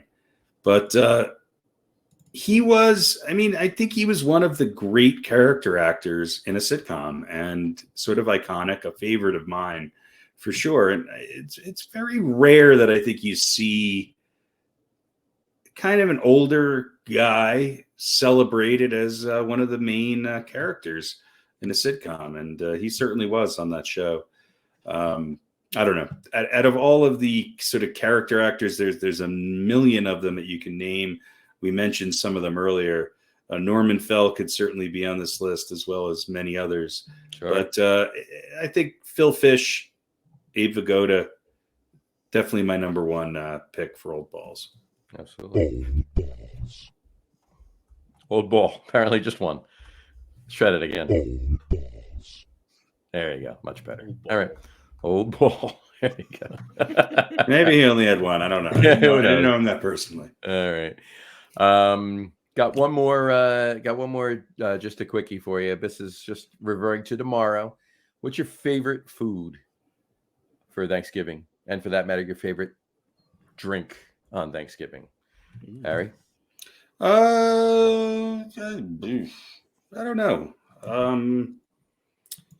Maybe a good pumpkin pie, some mashed potatoes. Pumpkin pie with mashed potatoes?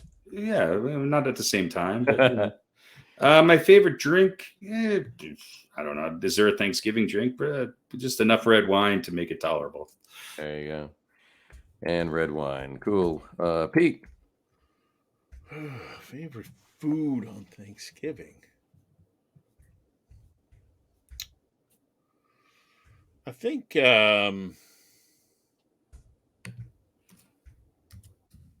it's creamed onions. Creamed onions. Going out of left field. Well, it's like something you don't ever eat. Like we never make it outside of Thanksgiving. And So how do you make it? Do you caramelize the onions and then add heavy cream? I don't know. We've never made it. Always my Donna's brother-in-law's mom always makes the creamed onions. Nan. Oh, you need to find out what the creamed onion recipe is. Yeah, really. Yeah, I mean you have to I think you just kind of soften them. Mhm. I don't know what you do. If you boil them and then Interesting. cream sauce. I don't really know. I should look it up, but You should. But yeah, it's one of my favorite things, but never eat it other than Thanksgiving. So And you eat it alone, or does it go on top of something? no, or it's just a side dish. Yeah, just a Mhm. side dish. There you go. And drink.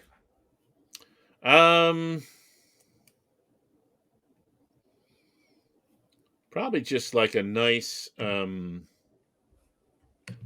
Nice like Chianti. no, like a real apple cider. All right. You know, like not like the one you get from the orchard, you know, where they Right. press it there and it's Fresh pressed thick. apple cider. You can't see through it, you know. Right. Yeah. It looks It's not like apple mud. juice. No, Apple the cider. No, it's not onions. juice. The onions are whole in a creamed onion recipe. Yes, they're whole and they're small. They're little ones. They're little pearl onions. Little pearl Yeah. onions. Yeah. Oof. Nice. We have to try that. Might have Really, to, really try good. that. And I've never, I mean, I haven't searched high and low, but I've always Mhm. looked around to see if they're come like in a can or you know in the frozen section in a bag or something. Never found them. Butter, flour, broth, onions, half and half or heavy cream. Yep. Mhm. And grated Parmesan. Yep, that's it. Have to do that. Nice little to white try that. sauce. Creamed onions. Got to do it. Just for the record, love the turkey, love the stuffing, love specifically sausage and sage stuffing. Love cranberry sauce and all the fixings, and I'll be having that on Friday night as well as Sunday as well as next Thursday. So we got a lot of that coming up. But my favorite meal on Thanksgiving is the first meal we eat, and that's lasagna.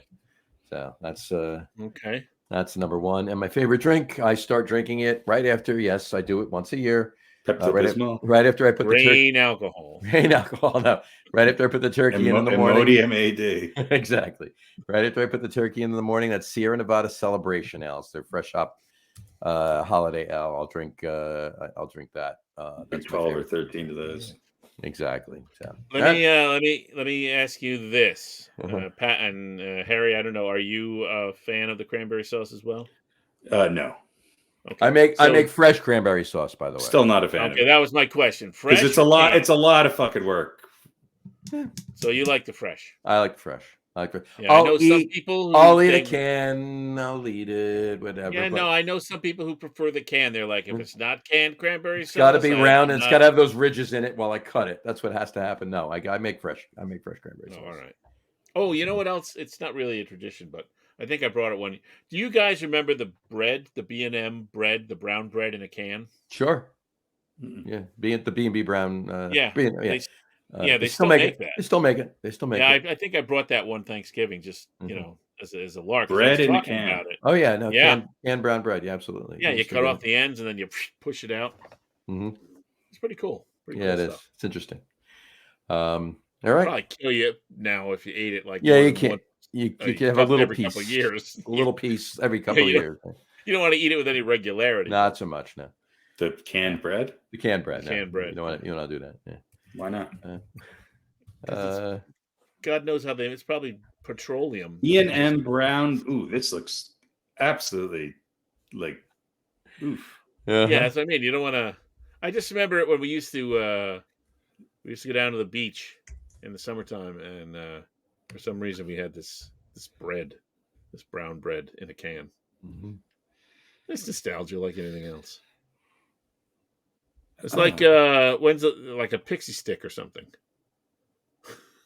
Is it many years ago, before the kids were born, Donna and I were out. We were married and we were out shopping, and she had gone in some little candy store or whatever, and she brought out like pixie sticks. And so I was like, "Oh, cool!" So it's sweet. It's like a sweet bread. Yeah. No, it's not like a sandwich bread. It's like a dinner bread, so to speak. Yeah, it's almost like a cake. Pretty much. Yeah. It's like a pumpernickel almost, huh? No. Yeah. So so she got some pixie sticks. So I'm like, oh, cool, sugar. And I opened up and ate one. And like a minute later, I had like a raging headache. I was like, how did I ever eat this and survive as a child? It seems very British. The brown bread? The bread in a can. I know that's a British thing. Yeah. It might be. Yeah. Yeah, because I see pictures of it here with beans on top of it. It's probably like a war thing, right? Yeah, I think it came from imagine it was from England to New England. Yeah. It And could it- very well have. Yeah. And here you go. Here's a picture of it for you in case you're watching. If you listen to a podcast, tune in right around 1:59, and you'll see there it is. B&M brown bread. There you go. Yeah. It's good. Like, it's kind of like if you toast it up and put some butter on it, like the toaster cakes that they make. Yeah, that's kind of the consistency it looks like. Yeah, if you slice it thin and toast it up and put some butter on I feel it. like if you leave it out overnight, if you slice it at the right thickness, you can have a good hockey puck. Yeah, good. You could very well have a good idea. I would say if it's exposed to air for much more than an hour and a half Or less. It's done. Yeah, then you got to open it up at the table and give everybody, just cut it as it's coming out. Get on with it podcast quick. brought to you by B&M B&M bread. Brown It's bread. it's like Irish soda bread, right? Paint the town brown with B&M. You make it in the morning, and then at the end of the day, it's a doorstop, right? 'Cause Exactly. It just gets hard. Yes. Absolutely. So, all right.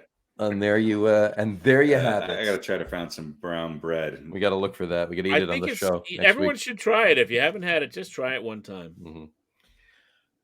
Cool. I'll definitely have to look into that. Do we have an over-under tonight? We do have an over-under tonight. We talked about it before. Yeah. Bring it on up. So as I was looking through the shelves of wonder back there. Shelves of wonder. There they are. I came across, I'll take my hat off here. I came across an old pair of glasses. Oh, let me fix my headphones. Dial in. I hit the wrong button. Never mind. Yeah. Can you hear us? Oh, I can. It's just I switched to normal mode instead of Abby normal. Instead of Abby normal. Sound noise canceling. So anyway, so I found an old how you pair. get rid of the trumpet tuba. Yeah. The trumpet tuba trombone. No, I can still hear it, but so I found an old pair of glasses, which are kind of similar. Yeah, you really went out on a limb with the new ones. Sort of been my style for a while now. But I found these. These have clear bottoms, and should I turn on the other light? I don't know if that helps. No, you were fine with that out. Yeah, all right. So dark on the top, and nerdy, whatever. Right. A little more round. Sure. And actually see fairly well through them. So they look good. Yeah, they're all right. But there's a receipt in the case with them.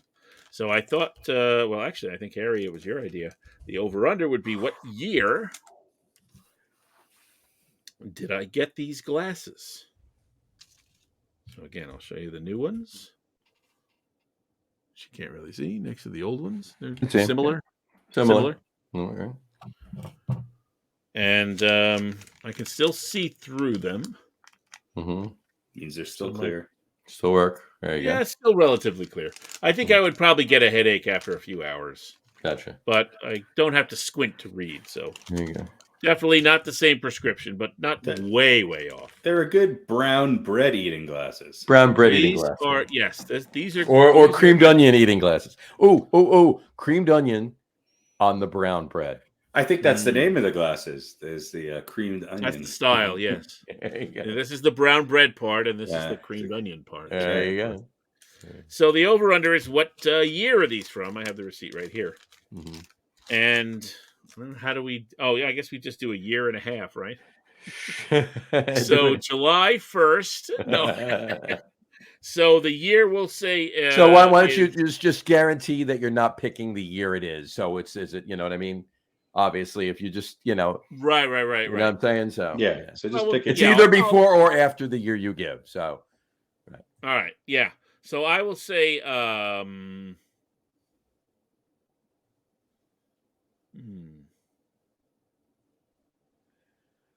what year are we in now? 2022.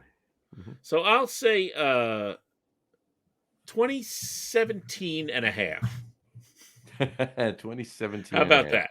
How about that? 2017 and a half. So you can choose. Who's going first? I'm going to go under. You're going to go under. So you're saying in 2017 or earlier. Yes. Okay.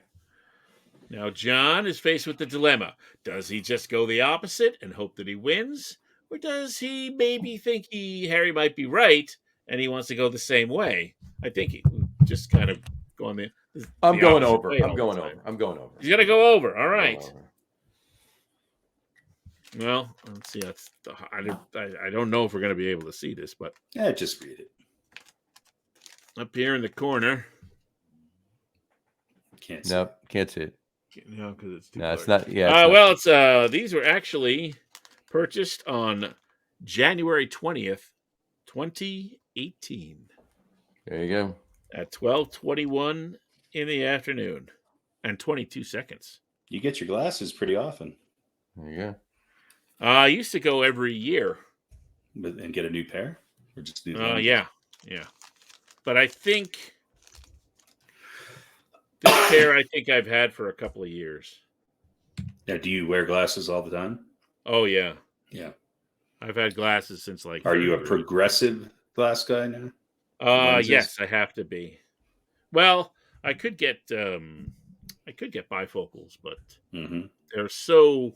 I actually looked at them before I got these, and like it's so obvious where the reading part is. Oh yeah, now bifocals are an old technology. The Yeah. progressive But I was like, lenses are everything a bifocal is, but a little easier to navigate. Right. So but I think these are 2 years old because I find myself when I'm sitting and reading rather than looking down through the progressive, I just find it easier to take them off. So, but anyway, yeah. So these are Well, there you go. 4 years old. I think I have the lowest percentage of anyone in this over under. I think I've gotten maybe 2 right. Yeah, you've gotten a few. You've gotten a few. You've got some tough ones. You're good at. I'm better at the visual ones. Right. Yeah, picking things out. Exactly. How many in a jar or whatever. Exactly. So you glasses on mine. My glasses. I actually got. The last time I got glasses was actually before that, Pete. Before but I got 2018. Yeah, and I got 2. I got 2 pair, but I wore 1 pair, and I tried to keep them, bang them around, obviously, and all. I try to keep them good. I actually just started wearing the 2nd pair maybe 3 months ago. So, wow. So if these last, it'll be 10 years before I get a new pair. So, What do you wear, contacts? No, I only wear them to. Honestly, I only wear them to drive. That's it. I remember you used to have glasses held together by paper clips. Oh yeah, I had the paperclip glasses. They were good. They were good. They made for a lot of laughs back in the day. In fact, The goggles. The I think you- Dahmer goggles. I think you stopped laughing about a week ago from that one night. Yeah. You look like Jeffrey Dahmer. Before him. Before anybody knew who he was. Wow. Yeah, and then of course there was the Slee Stack glasses too, but we won't go there today. Mm-hmm. So anyway, cool. All right. Well, on that note, you go. There you go. Next week we will go through the entire last 4 decades of John's glasses. There you go. There's only been about 4 other pairs all through the years. Yeah, that's great. You should hold on to them then. I have them. Oh. Yeah. I keep them. The Slee Stack glasses are right there, mounted in a frame. I'm kidding. Anyway, just you had some bad eyeglass choices earlier. Yeah. There were a few bad ones. I will admit. Yeah. Anyway, but on that note, we will wrap the show up for this Thanksgiving week 2022. I want to thank everybody for watching, and for those of you just listening to the audio podcast, thanks for listening. Don't forget to visit our website, www.getonwithitpodcast.com. That's getonwithitpodcast.com. And please remember, like us and follow us on all of our social media, Facebook, Twitter, and Instagram. Just search for the Get On With It podcast. And of course, all of our shows are available on YouTube as well on the Logger Room channel. Remember, we go live with video podcasts on both Facebook and YouTube every Wednesday night around 7:30 p.m. Eastern time. And for those of you who just want to listen to the audio podcast, you can do so on Apple Podcasts, Spotify, TuneIn, Stitcher, Google Podcasts, Amazon Music Podcasts, and iHeartRadio as well. And if you haven't done so already, please subscribe to one or more of those feeds and you will never miss a show. Again, thanks for following along with us. Have a great rest of your week. Have a wonderful Thanksgiving Day tomorrow. Watch all the football games tomorrow. Root for the Giants, please. Don't do any of that. Just go get some brown bread from a store that's open on Thanksgiving morning. Pete will not be rooting for the Giants tomorrow. Will you, Pete? Probably not. No, I didn't think it would be. Very, very rare. Well, the Giants are playing the Cowboys, so. When was the last time the Giants played on Thanksgiving? 20 years ago. Yeah, it's a long time. It Right? was a long time. It's been a long Remember time. Lawrence Taylor with the 95-yard interception return? Yeah, remember that? That was great. I don't think I've ever rooted for the Giants. Probably not. I don't think Oh, I've ever. you didn't root as a Jets fan. You didn't root you didn't root for the Giants against the Patriots in the Super Bowl. No, Really? no. You hate the Giants that much that you rooted for Tom Brady. It's my dad's fault. Because he's Your dad hates the Giants? No, because Dad said if you are a true fan of one team, you cannot root for another team from like the same city or the same area. That's only if you root for the team that is, let's just call it subservient. No, it has nothing. Subservient. Because let me tell you, as a Giants fan, we don't care about the Jets. As a Yankees fan, we don't care about the Mets. Because they're never successful. It's easy when you're the top dog to not care about the public. Yeah, when you pick the right team to root for, it's easier. Right. But no, that was his philosophy. Even though they were like in different leagues and stuff, you couldn't be a Yankee fan and a Met fan. Well, you could, but you were a true fan of neither. I have a theory here. There's so many Dallas Cowboy fans because people's first choice of team to root for always sucked. Mm-hmm. That's why they become Dallas Cowboys. Right. Well, here's the other thing too. If you're a unless you're a Giants fan, like for me anyway, obviously if they're playing the Giants, but unless you're a Cowboys fan, everybody on Thanksgiving is a Lions fan. Right? You want to see the Lions beat the Cowboys. Unless you're a Cowboys fan, they're playing the Bills this year, right? Because the Cowboys are playing the Giants. The Giants. Usually, I just remember for years and years it was the Bears and Lions. Maybe I'm wrong. The Bears, no, it was the Bears and Lions for years. Here's a trivia question for you: Who was in and who won the very first Thanksgiving Day football game? The New York Giants and the Chicago Bears. Close. The Detroit Lions and the Chicago Bears. Very good. And who won? The Chicago Bears. Very good. And what was the score? 6-2. 1916. And what year was it? Don't say 1916. 1811. 1956. Oh, close. Not 1953. Really. No, lower. 1946. Lower. 1943. Lower. 1940. Lower. 1938.